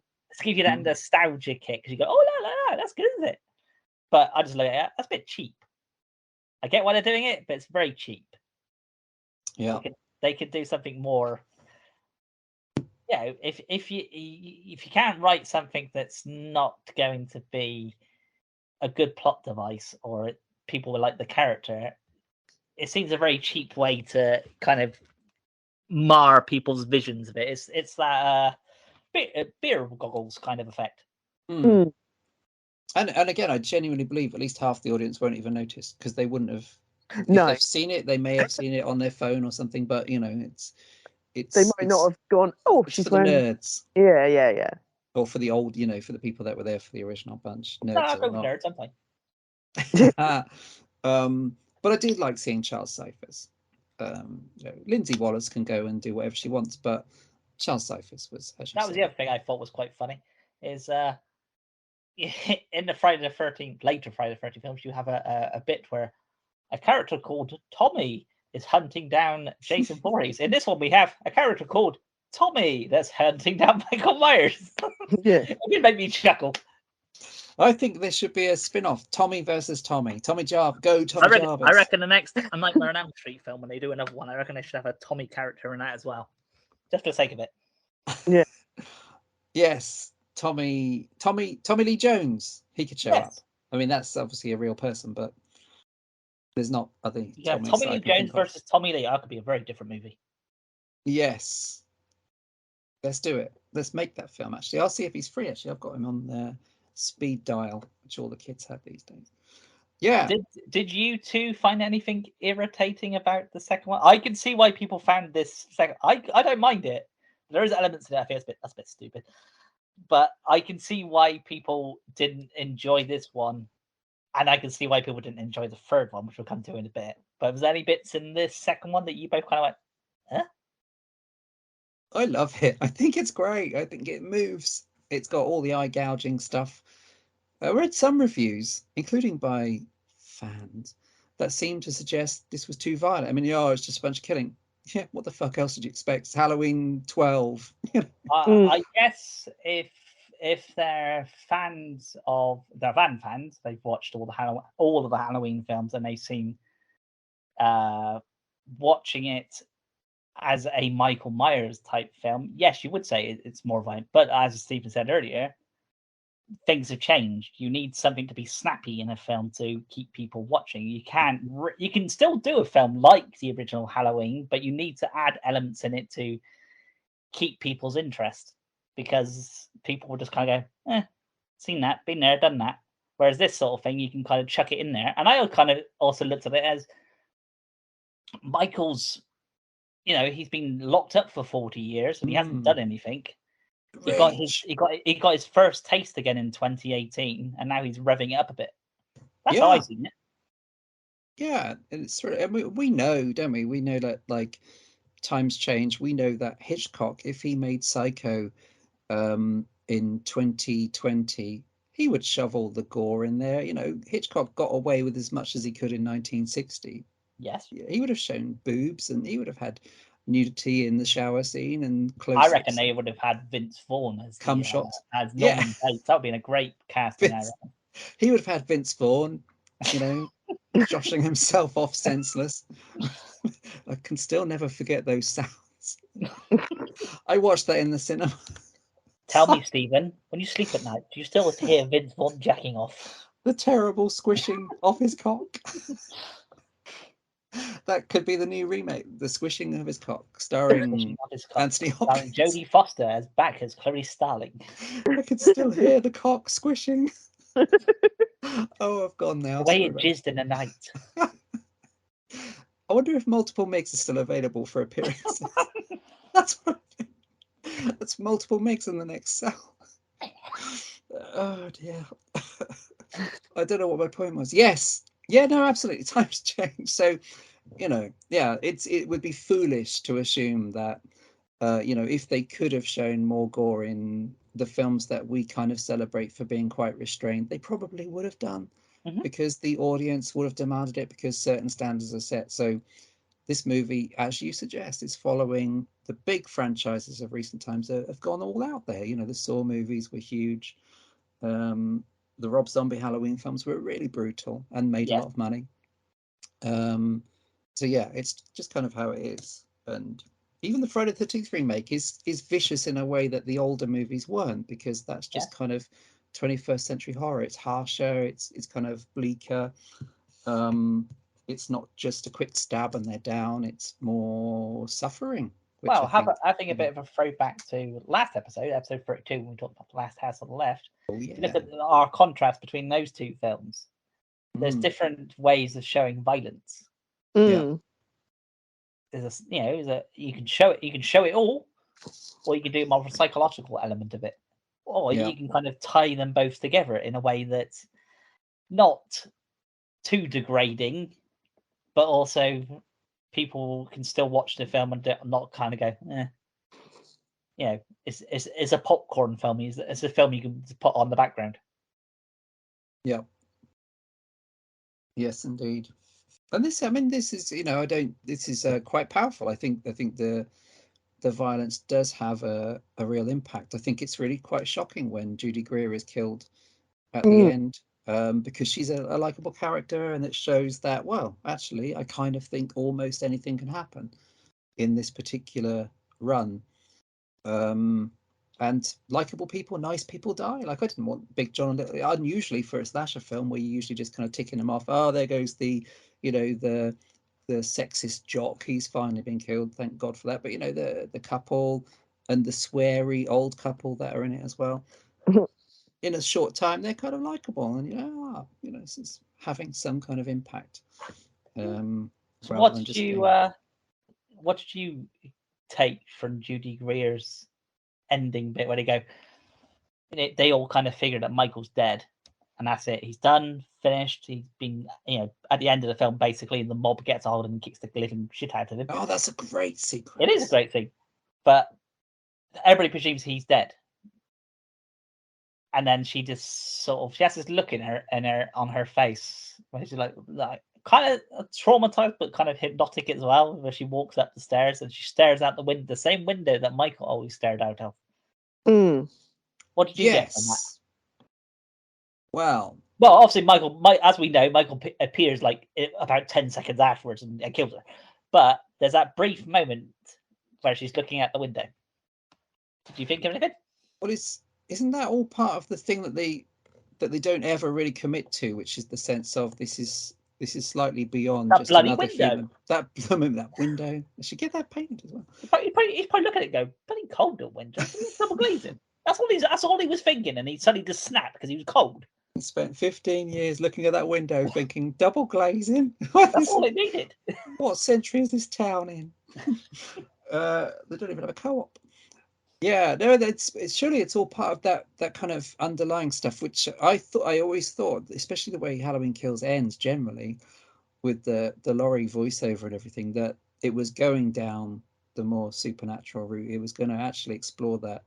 Yes. And Halloween Ends doesn't commit to that, but it doesn't totally write it. Well, I suppose it does actually by the end, because she says you're just a man or whatever it is. But maybe that's a good idea, not to commit to that. Maybe, we can make up our own minds as to whether we think there's something more going on beyond than just an insane person, or whether there is a sense that evil itself, which is hinted at in Halloween Ends quite strongly, that evil can actually infect a town, or if something bad happens, it can leave an almost supernatural kind of aura that drives other people to either acts of violence or insanity, or maybe something in that look that she has in that film. If you think it's quite interesting. You think of it in a real life scenario, Ed Gein, he killed several people. The town that he killed people in, his gravestone is quite easy to find, but everybody still in that town does not tell anybody that comes, because you get the people that want to go find where his grave is and want to go see it, kind of thing. People still don't say where his grave is. Even though they've been there for years, they know exactly where it is, but they don't want the gorehounds coming out, basically. So this is for them scenarios. Yeah, because to say it means it's real. Which is how do you adjust to something like? I mean, the interesting thing is these films unfold in a version of Halloween where only the original stuff happened. So Haddonfield only had its original rampage in 1978. It didn't have the many comebacks. Oh, I'm back. And I'm related to everybody, and I'm out to get my niece this time. It's only from a single night of horror in 1978 that these films work on, which some have used as a means of criticizing. It doesn't make any sense if he only killed a few people on one night 40 years ago rather than lots of people on lots of Halloween nights over the last 40 years. Why does a mob form? Well, I don't think it takes that much in modern society to actually create a mob. No, obviously it's exaggerated. If you entice things, no. Yeah, if you got one guy, well, we've seen, how many times have we seen one charismatic man, whether it's Adolf or Donald, that manages to stir up not just a mob but half the country? Yes. It's what happens. It's fascism. It's all of that. So yeah, no, it's a fascinating. These movies are really interesting, I think. And it's beyond, I suppose. John Carpenter's not pretentious in any way. His thing was, an anonymous killer randomly shows up 15 years after killing his sister. Laurie wasn't related to him or anything originally. It was just perchance that she got in his way. But I think these films do interesting things, but still work as a slasher film. Which is. You want to say anything about this one, Sarah? Yeah, well, I totally agree. It could have gone like one or two ways, and it kind of chose to go probably in the best way by going absolutely batshit crazy with the violence and the mobs and the craziness and stuff. But the thing that annoyed me a little bit was the ending, because I mean, how many times can that guy get stabbed and he gets like a pitchfork in his back and he's not dead? And I think like the look in like Karen's eye when she's looking in the window is that she knows that he's not dead and that he's going to come back and get her. See, everybody's going to have a different take on the window thing. Yeah, the window gets used quite a lot in this trilogy. But it could be like a paranormal type thing. You kind of like. I quite like the little hints at it. They're not gone really stupid with this trilogy on that. Like you say, in Halloween Ends and stuff, it goes into a little bit more detail about it. It kind of goes a little bit squiffy at times, but those two kind of keep that element like squashed down quite a lot and just go for the like serial killer violent stuff. But yeah, I actually really liked Halloween Kills. I thought it was really good. As a follow-up from it. And for some reason, I was being a little bit thick, but I didn't actually realise it was a direct follow-on from the 2018 one at the time. And then when it picked straight off after that, I was like, oh, okay, yeah, this makes perfect sense. And not really thinking in my brain that, it does the same in the originals. Yeah, it's a great moment in the original Halloween 2, isn't it? Where it picks off exactly where the last, which almost never happens in slasher films or horror franchises. And it does a really good job. And it's like, wow. And you get a sense of Haddonfield right after what we just saw in the first one. I like the way the really two cool. together. And I do, I think all three of us have moments where we're like, did that happen in Halloween Kills or was it in Halloween? We've all done that throughout this recording. They do.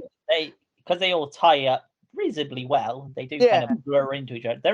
I do like the scene where Michael steps out of the burning building. Yeah. And all the firefighters look at it and go, what the fuck? Yeah. Because you would, you see his massive house on fire and you've seen people going in and nobody coming back out. And only just one guy comes out. Yeah. What the hell? Yeah. Listen, some great visuals in these movies. It's a very impressive images. They're great looking films, actually. Yeah. Okay. So that's it for Halloween Kills then. Should we jump on to it? I mean Halloween 3. Yeah. 3 more days to Halloween. Yes, Michael Myers is sitting in the sewers with Pennywise in this one. True. Hey, Georgie. Yes, he's back. No, he's not back. He doesn't show up for a while. Yes. Oh, what? Michael Myers not in a Halloween film? What the hell? Cut to fan. What a lazy serial killer. Can't even commit to killing people anymore. Wow. This is great. I like this a lot. The more I think about Halloween Ends, the more I like it, actually. And it is, strangely enough, it is not that far from Season of the Witch in the sense of Michael Myers is pretty much incidental for most of it. Has the same font. It has the balls to kill off a kid. In fact, in the very first sequence, it kills off a child. I love that. Ever happens. Sequence, yes. And the first thing everyone said is that the opening sequence is brilliant. It's outstanding, and it's saying, because of course in this very opening sequence, this extended suspense is very well done in this massive house, obviously on the posh part of Haddonfield, with the incredible staircase, and you're just assuming Michael Myers is eventually going to show up in that sequence, and he's the babysitter, what's his name, Corey, is showing the guy the classic horror moments from The Thing. And then, of course, something extraordinary happens. You're like, oh, fuck, this movie's not going to quite turn out how I think it will, or how the marketing is telling me. Because it's been marketed very straightforwardly as it's Laurie versus Michael at last, the final showdown. And there's not really, even the trailer doesn't really, it's not a true, which is a genius thing in an age when trailers give everything away because, they think people are too stupid to just go and watch the film. It's not that film at all. Michael is only in this film really to kind of tread the path to make that final showdown happen in the last 15 minutes or so. The rest is a totally different story, which I think is the best possible thing they could have done, and wasn't expecting at all. And yes, it's not the only. I mean, it's not alone. When I watched this, I was thinking of things like Maniac Cop 2. Where Matt Cordell, the Maniac Cop, has a kind of protege or an assistant or another guy as screwy as he is that helps out. Halloween 5 is where the Man in Black shows up in Haddonfield to very conveniently help Michael get out of jail at the end. And even things like Friday the 13th Part 5, where there is no Jason. It's it's somebody that might be but isn't Tommy Jarvis, or is it doing the killings that are very Stephen's Jason? kind of saying all the things that I was thinking when I was watching the film in the cinema. Mm. And as I mentioned earlier, there's a lot that, even though they say we're ignoring all the other Halloween films apart from the first one, there's a lot of elements in these films where they kind of cherry picked bits that they did like from the other ones and stick them into this. Yeah. But this one specifically, I was going, you got the montage, the thing at the end where Michael Myers is dead. I thought that's very the original Candyman, where everybody's from the town is procession. Right? Yeah, I got that. Yes. Then you had the Christine sequence in the scrapyard with the car and everything. Yes. And then you had the supernatural element with Michael Myers, which I thought was very Friday the 13th Part 8. Instead of eating a heart, we're just going to stare at his eyes, and that will pass on. Yeah. There was a lot of elements where I was kind of watching and going, that's a bit stupid. Yeah, I mean it's an interesting. I mean I think it's fascinating. They followed a very kind of aggressively gory body count movie with something that most of the time is a melancholic, character-driven, dialogue-driven. Most of the first hour is dialogue, which doesn't give a shit about Michael Myers. I mean, Michael Myers is just a part of the sickness in this town where Laurie's been blamed for shit. Corey's lost it because of, also from a massive amount of PTSD. Laurie finds a kind of kinship with that, but then realizes that, he's going the wrong way. I'm a survivor, but he's actually going the other way.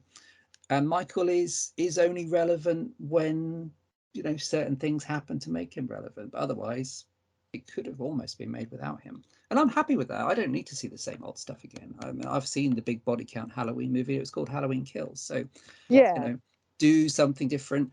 They did it. And I think that's really impressive, given that this movie was the big popcorn Halloween. It's the end. Final showdown, roll up. Let's be honest. Thing. Nobody was going into this film going, this is the final Halloween. No.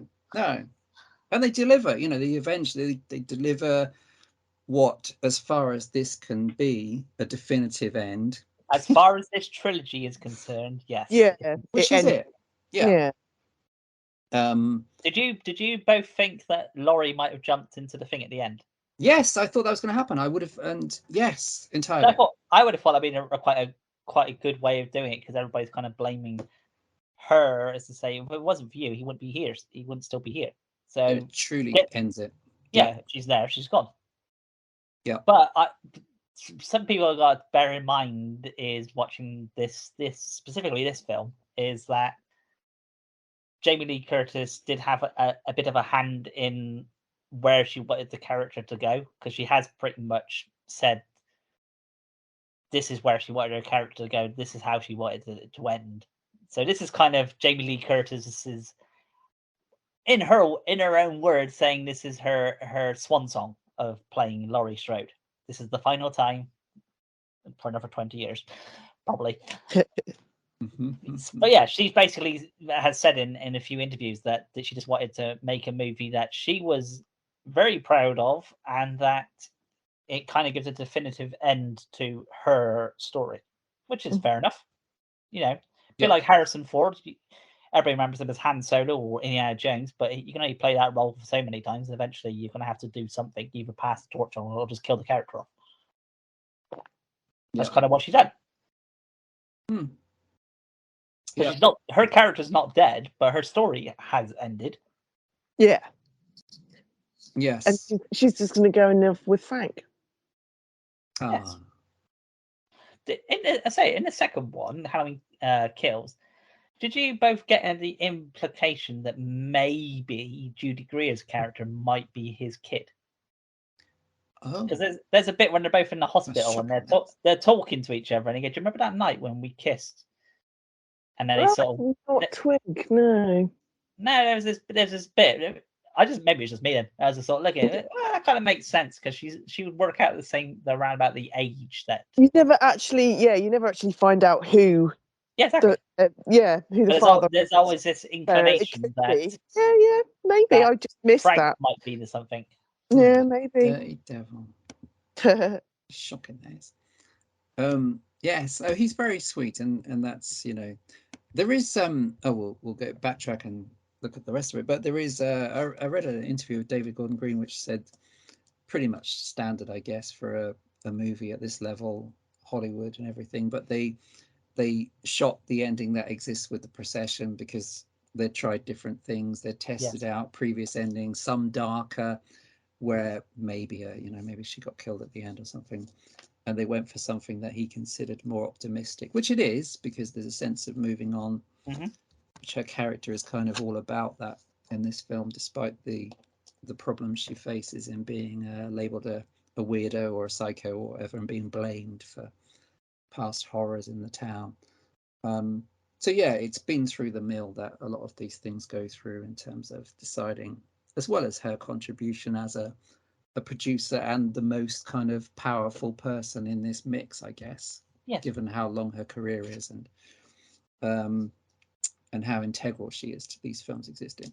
So yeah, no, it's quite interesting, but I think it pulls it off. I mean, I do like this. I think this works. I think it's a big risk that works, and it works for a few reasons. I think it's just refreshing to see something different, but also I'm kind of on board with the whole idea of this kind of awkward sort of what's the guy, Charles Whitman, the guy that's the basis for the film Targets, this kind of young man that snaps. He's got a weird kind of annoying oppressive mum, a dad that's barely there, nice but barely there, and he suffers this extraordinarily traumatic moment at the start, which is so traumatic it's almost hilarious but very shocking at the same time.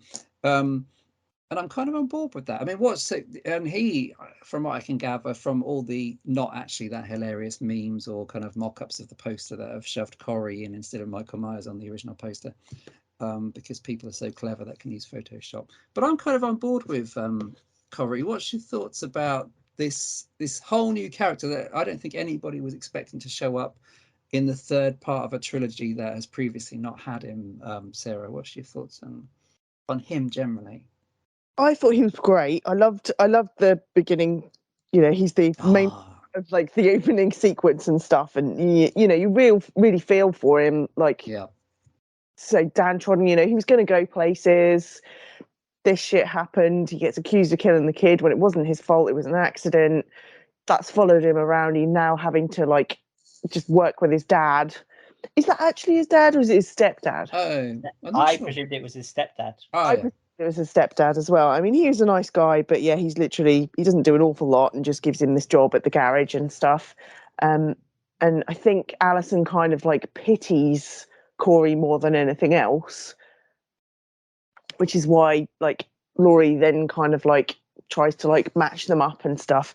But yeah, to start off with, I think he's quite a strong character. As he kind of gets into it a bit more, I kind of think he goes a bit weird. I know he's kind of supposed to, but the eye contact thing, where his eyes go all dark and stuff. Yeah, it's a little bit off-putting and possibly a little bit too like overacting going on there.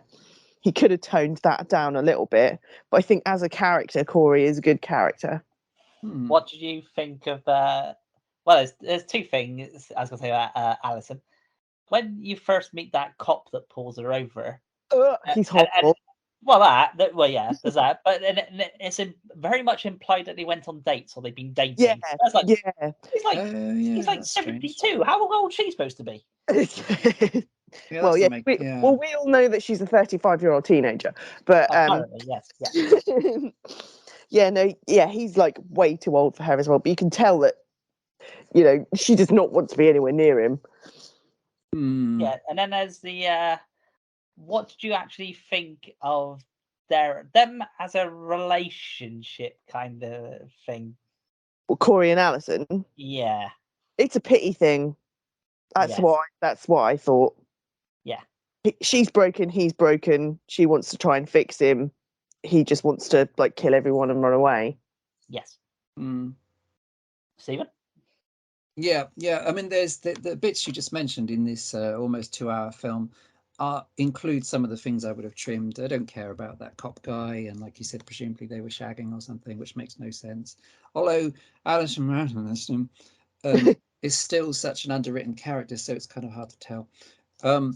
But yeah, I would have I get it. I get that they're having a thing, and it does make sense. And they've both been through, like Laurie, extreme trauma. But there's still some trimming that could have been done there to make this film a bit tighter and maybe lessen some of the criticism it had from some. But that's what's the something. worst criticism you've heard or read? Oh, well, mostly it seems to be people that are really miffed that Corey's in it at all, or that they dare to try something that totally sidelined Michael, who is instead this kind of shambling wreck that needs to be rejuvenated in the sewer tunnels. No, there was a bit in this one which I actually quite liked. There was the thing when Michael hasn't been around for like 4 years. What's he been eating? Has he been hiding in the sewer all that time? Pennywise been doing the shopping for him? What's going on? I reckon he's been like stealing from the homeless hobo that lives under the flyover. Well, I just thought I like that guy. There was that, but there was a specific bit which I quite liked.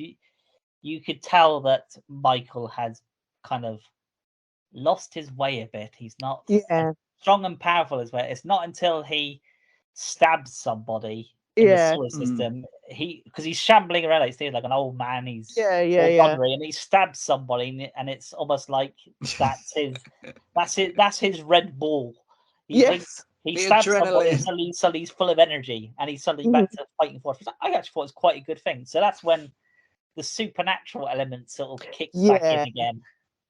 Yeah, and that sequence where him and Corey are staring eyes to eyes, and there's that sort of like middle flashback thing, and it's kind of like, is he passing the evil on? Are we just sort of, is this like a passing of the torch kind of thing? What's going on here?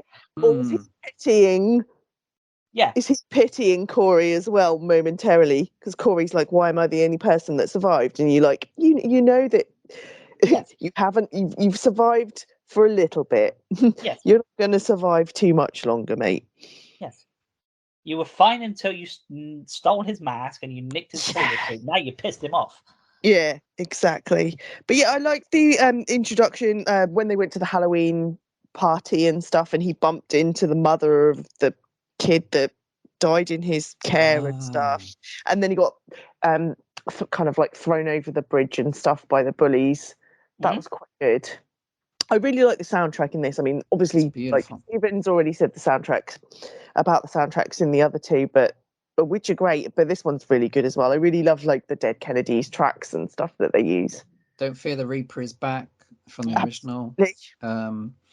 Yeah, and some great original score as well, which is quite expanded from the original. Yeah, I love that. Yeah, there's some really good stuff. I mean, a lot of these are holdovers from the old ones too, like the idea of Michael in Halloween 5 for a year is looked after and seemingly restored to health by a mountain man that looks after him for a year. Then he's kind of back to life, and then he just kills this guy that's kind of cared for him for a year. So that felt like this is from Halloween 5 in terms of the sewer tunnel stuff. And even the passing, the kind of empathy that he finds when he grabs Corey feels a bit like the suggestive stuff in those Halloween 4, 5, where the little girl, what's her name, Jamie, touches his hand, and somehow a connection is formed, which not only makes her stab someone, but also in Halloween 5 gives her a kind of, well, it literally gives her a psychic connection to what Michael Myers is up to. So those, again, it doesn't really commit to it, because by the end we're kind of back to thinking, oh, he is just a guy. He can be killed, admittedly through an industrial shredder, but it's still, I suppose, part of the mythology that has built around these films and the plots, but also, well, I think it's one of the strongest things about this film is Haddonfield itself, and I almost wish they'd have done more with it, but there's the fantastically kind of sad and depressing early montage where it actually, unusually for a slasher film at this stage, especially in a franchise, it kind of shows you the impact on the town. It remembers relatives of people that we saw getting killed in the earlier films, and it shows deaths that weren't because of Michael. Like, it shows that couple in the car where somebody says, I think, oh, Michael doesn't use guns, you see that they've been shot in the head. And I think that stuff's really good, because it's it's a sense of a town that's torn apart. Harking back to Halloween Kills, where the town becomes an angry mob. It's torn apart by grief and violence, and it's haunted, and the people that are still around, the best they can do is to find an enemy. Michael's not around, so they blame Laurie for everything. They blame Corey for Laurie and Corey. Was that deliberate? Laurie and Corey. Was that on purpose? They're the same, but they're not. So the easy thing is to blame them because they're the weirdos, they're the outsiders that directly connected to something they can focus on. So they could have done more with that. I would have had more of that and less of Corey kind of falling for Andy Russian, which I'm less interested in. Falling for her or moping? Moping, yeah, a lot of that, like on the motorcycle riding into the sunset, kind of Michael Bay stuff as well. Which doesn't really go anywhere. I get that it makes sense that two people that have been through extraordinary stuff in the same town, which is probably quite shallow gene pool, would get together. But I could have done without that, really. And the movie is longish. Otherwise, in film length, this is the third one was the only one I was sort of watching and that had that. Oh, quite long, this film. The other two just kind of went, oh, right. But there was elements in this third one where I kind of went, oh, that's a bit. Yeah. There is for sure some lags, which I think is from good intentions. I think it is from trying to be, and I think they've even said it, trying to be something that is almost the opposite of that very. Yes, it's trying to be opposite, but kill-driven. Still trying to appeal to the core audience at the same time, which is a very hard line to stand on. Yeah, and no, they're all different, and no Halloween film has kind of gone to this length to keep. Obviously, Season of the Witch is the exception, but that's its own thing. But no Michael Myers Halloween film has gone this far in terms of let's shift the balance. Michael's here. This is that. This is your main story now, which is a really bold move, and I think very impressive at this stage. I did like that Nick Castle appears briefly as a flasher in this one. Got a great role for you, Nick. Oh, fantastic. That's Hollywood Beckons, the Flasher. What the fuck? You get to be in the film. Oh, it's Michael again. No, not this time. You're a Flasher this time. It's the role you were born to play. Yeah. Oh, typecasting again. Yeah.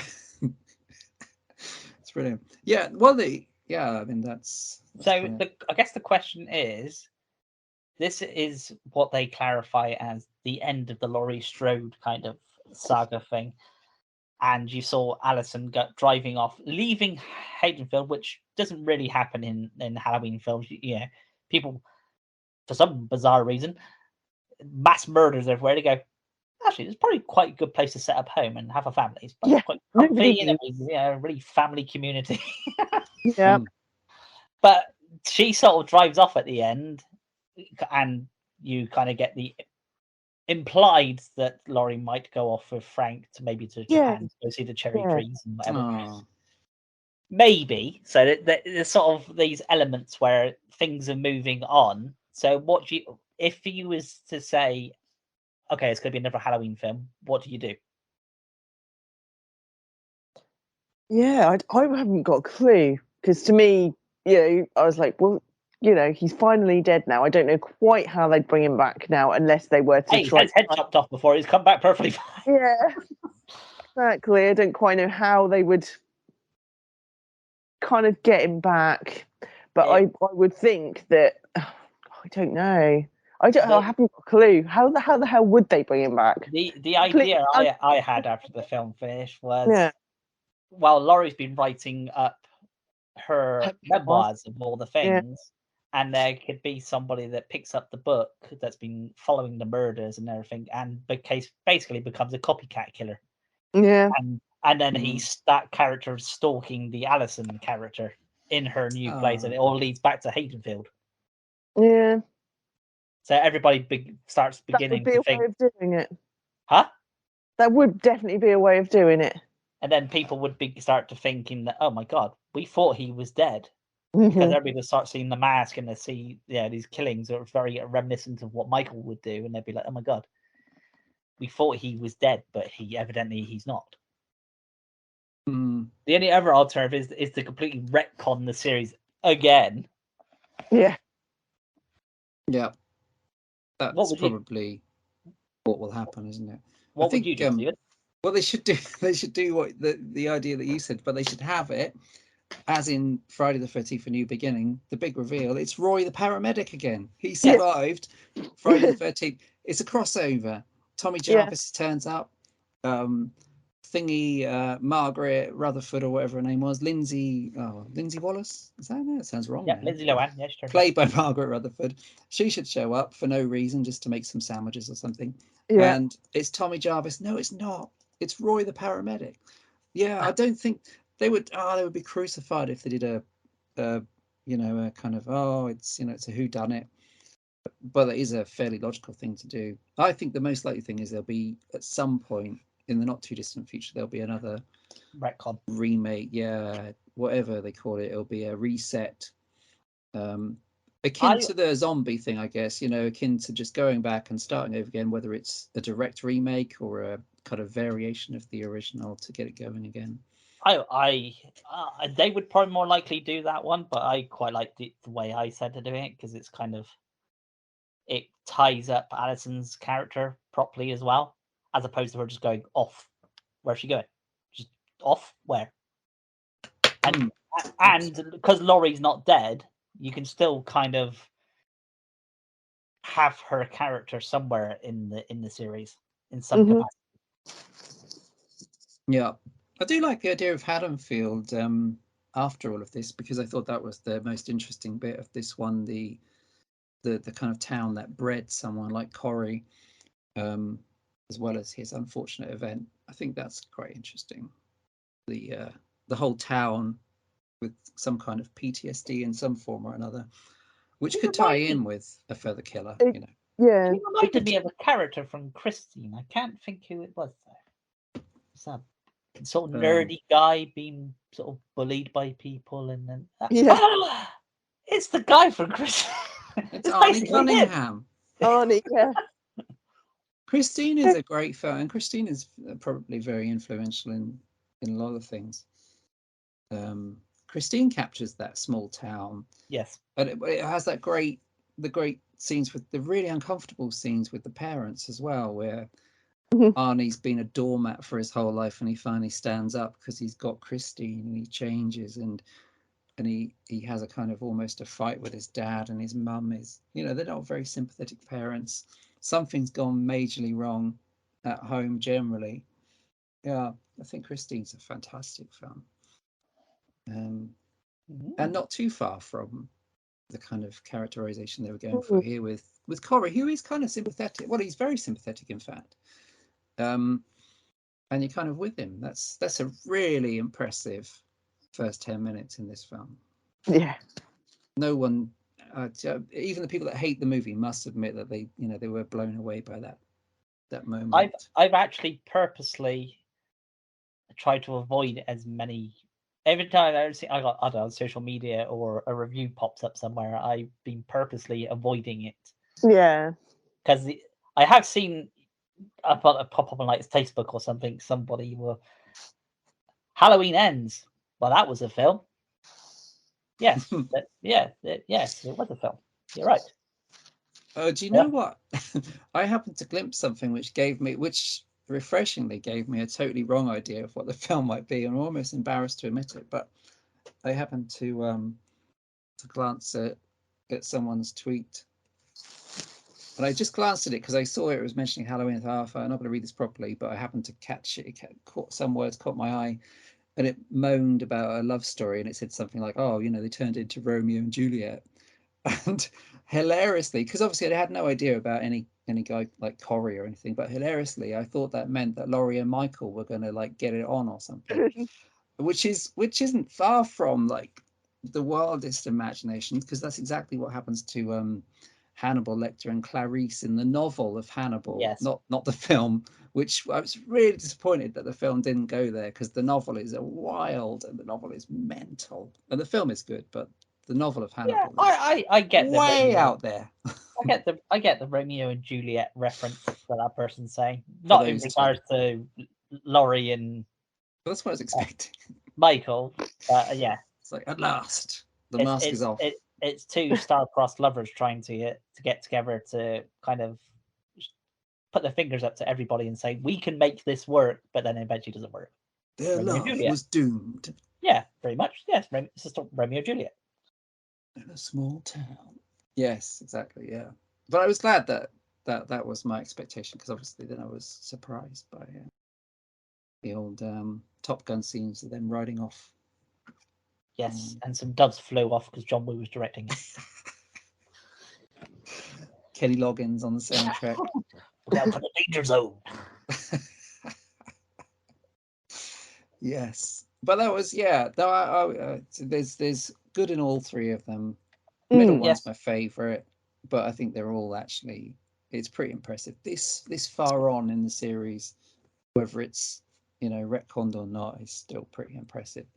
Yeah, there's some great moments in all three. The first one, well, Halloween 2018 has some fantastic kills and suspense scenes, which made it a great kind of pleasure in the cinema. What's your favorite one?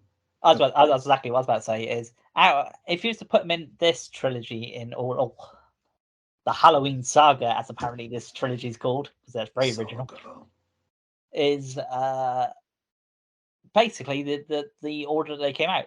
I would put that in the order of my favorite. Yeah. The Halloween Ends is my least favorite of all of them. There's quite a few elements in it. I like it. I don't get all the hates that I've now recently read and I've seen.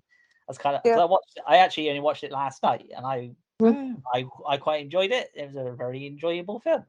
There was people leaving the cinema, but it was one of them people leaving the cinema and everybody was very quiet. When you tend to watch some films and people are sort of talking about it afterwards.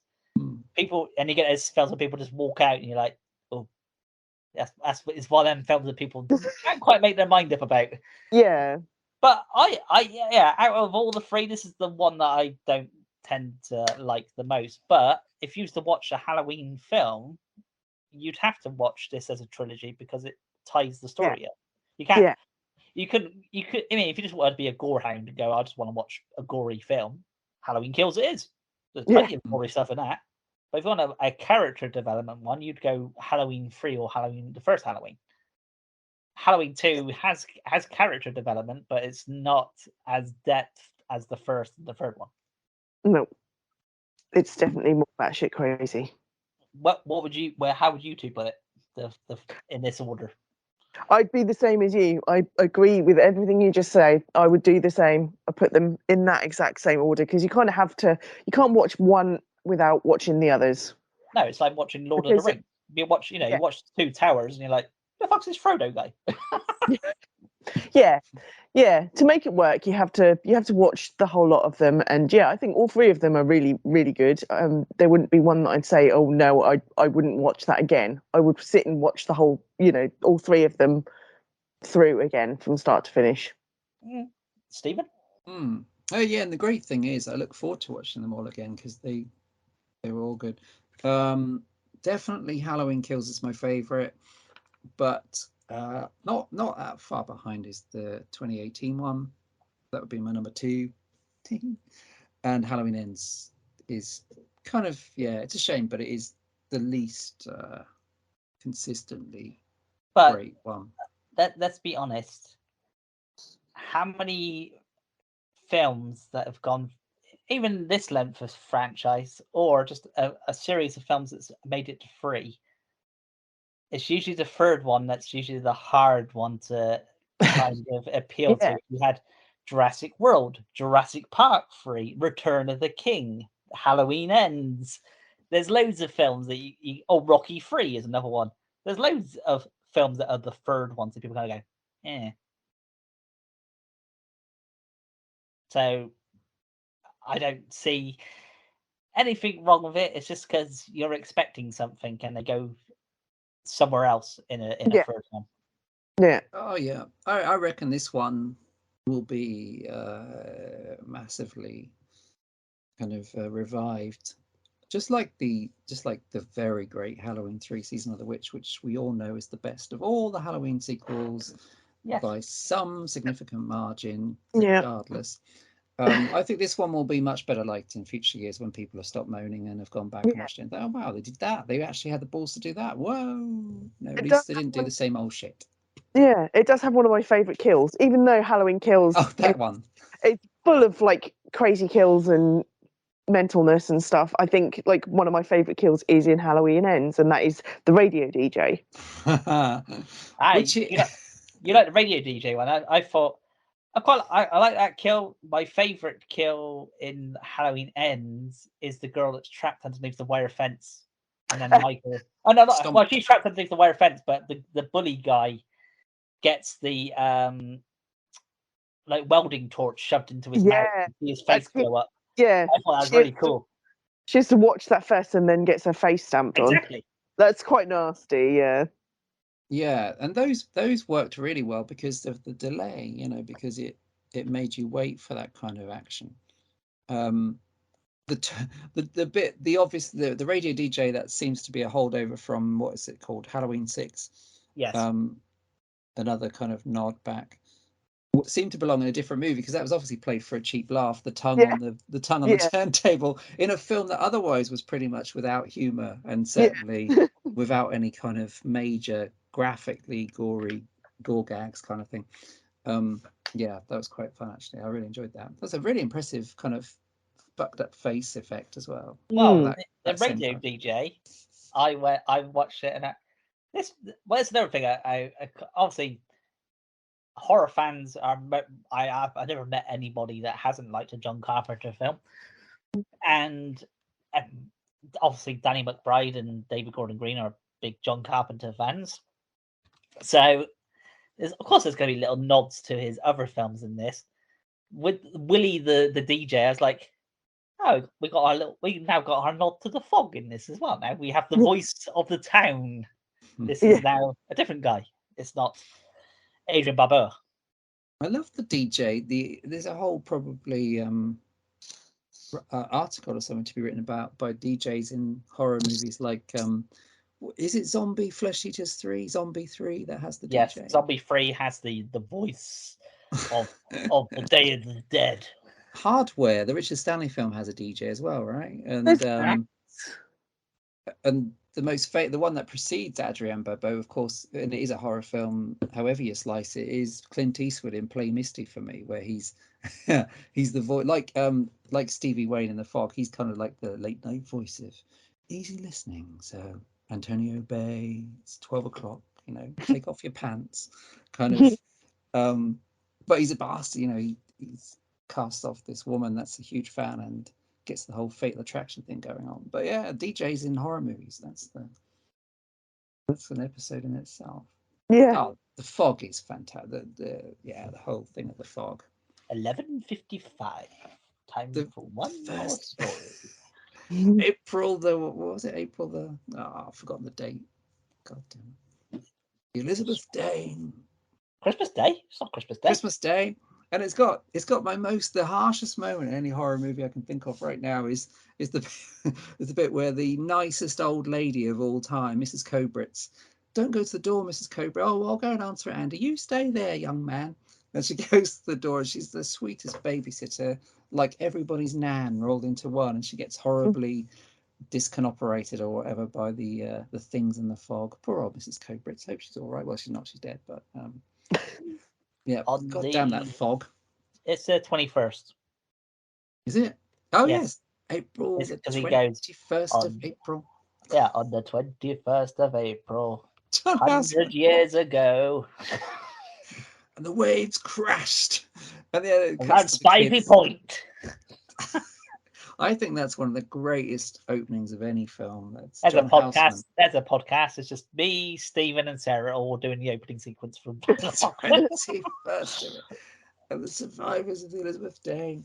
I love that movie because it stops whenever it needs to fill out the plot. Like at one point, Hal Holbrook reads from a diary. He's like, well, you don't know the plot enough yet. So anyway, diary entry 1885. And everybody's got a story. There's a fantastic moment. There's a whole film about storytelling because it begins with a story. There's a great moment where Tom Atkins, who has slept with Jamie Lee Curtis as soon as he's met her, like, hey, I'll let Shag. And the same happens in Halloween 3, because obviously Tom Atkins is such a hottie. Genuinely is. And he tells a story about some fisherman or something. Everybody's got a ghost story, and just a great film. They did a remake, which, oh well, it's a shame. It wasn't it? Yeah, I can read out the whole thing if you want. I just found it. On the 21st. Oh, time for one more story. Yeah. Yeah, 11:55, almost midnight. A time for one more story. One more story before midnight, just to keep us warm. In 5 minutes will be the 21st of April. 100 years ago, on the 21st of April, out in the waters around Spivey Point, a small clipper ship drew towards land. Suddenly, out of the night, the fog rolled in. For a moment, they could see nothing, not a foot in front of them. Then they saw a light. By God, it was a fire burning on the shore. Strong enough to penetrate the swirling mist, they steered a course towards the light. But it was a campfire, like this one. The ship crashed against the rocks. The hull sheared in two. Masts snapped like a twig. The crew, their lungs filled with salt water, their eyes open, staring to the darkness. And above, as suddenly as it come, the fog lifted, receded back across the ocean, and never came again. But it is told by the fishermen and their fathers and grandfathers that when the fog returns to Antonio Bay, the men at the bottom of the sea, out in the water by Spivey Point, will rise up and search for the campfire that led them to the dark, icy death. That was brilliant. Such a great. What's that? You should do that. You should do like children's stories or something, Pete. Once upon a time. I loved it. That was brilliant. Night, night, children. Keep tight. Oh, excellent stuff. Oh, marvelous. Yes, well, that was John Houseman, back from the dead. Thank you. I will be back next episode. It's thicker than The Mist, isn't it? The fog, because The Mist was yes, absolutely heartbreaking. It's different to fog, yeah. Yeah, fog. Yeah, and smog. Don't forget smog. Smog. Smog is the underrated one of the three. That's really good, isn't it? With Diane Thorne and Andy Muschieddine from Halloween. And Smog. And Bette Lynch from Coronation Street was in it. Very British gag, that one. Not that kind of gag, by the way, although I am wearing one. Yes, that's it. That's all there is. Yep. Next time in November, we'll be talking about something completely different, but another franchise, funnily enough, because there's a lot of them to go around. We'll be going back in time to it's like 20 plus years old. Final Destination. Yes. I remember watching that in the same weekend as Gladiator. That's how old that is. Oh, the original. Gladiators ready. 3, Not that Gladiator. 2, 1. Oh, right. Oh, okay. Russell Crowe and Jet. That's not the one I thought. The Crow. Go, John Passion. Go. Not Rika Johnson. Yes. Rika Johnson. Bless you. It's the thankfully without Andy Schlockner, who was the star of the Halloween trilogy. It's the Final Destination franchise, which means we get to revisit great actors like Ali Larter and Devon Sawa, and that one from the OC, and that other one from American Pie. Yes, back in time. All 5 Final Destination films with our favourite deaths and all the other bits with Tony Todd. And and that hilarious bit with there's such a great... Well, it's going to be an interesting one because, like we said, with the Halloween films, you have the thing where you have to hit the marks that people remember. It'd be interesting to see, have a look back at past reviews of people, see what they thought of the Final Destination films, because they are basically a carbon copy film. You have everything you need in every film. It's basically the same plot in every film, just a different memento kind of thing. So it'd be interesting to see what we all come up with. Yeah, it was interesting to watch because I don't think I've ever watched them all one after the other. There's always been gaps in between. I don't think I've sat and watched like the whole 5 of them in one go. So that would be cool. This be interesting. You remember that kill from the second one? No, that was the 4th one. Yeah, that's the thing. That is the thing. Yeah, that is the thing with Final Destination movies. It's like, oh, I remember that kill. It was brilliant. It's like, I can't remember which one it was in though. Yeah, great kills though. They're spectacular. I'm going to sit and watch all 5 of them, and yeah, they're movies. And I hope I'm right, but I remember them all being really good. And they're movies that I remember you actually could hear kind of almost yelps in the cinema at a couple of moments. Definitely in number 2, which is insane. The second one is just insane. Number two, the barbecue. That you can tell people that have watched Final Destination 2 by how they drive on the motorway and with the logs. Yeah, always on the A47. Yeah. Oh yeah, that will be fun. It seems to go from memory. It seems to be going on for ages. You know, the guy at the dentist and the guy that's in his kitchen, and that explodes, and then no, he's still okay, and then it's like this kind of mousetrap thing, isn't it? Where no, he's okay. Oh fuck! It was the pigeon that did it. Yeah, it'll be good to watch them all again. So yes, the Final Destination franchise, which is being revived apparently. We'll be talking about the existing 5 in the next episode of this very podcast. But that's it for now. We have done the Halloween trilogy Mark 2 or 3 or whatever. It's good night from me, and good night from you, Sarah. It is indeed. Good night. Fairly well until next time. Good night also from Peter Barbara Hopkins in the Gloucestershire corner. Fairly well, sir. And until next time, thanks for listening. Bye-bye for now.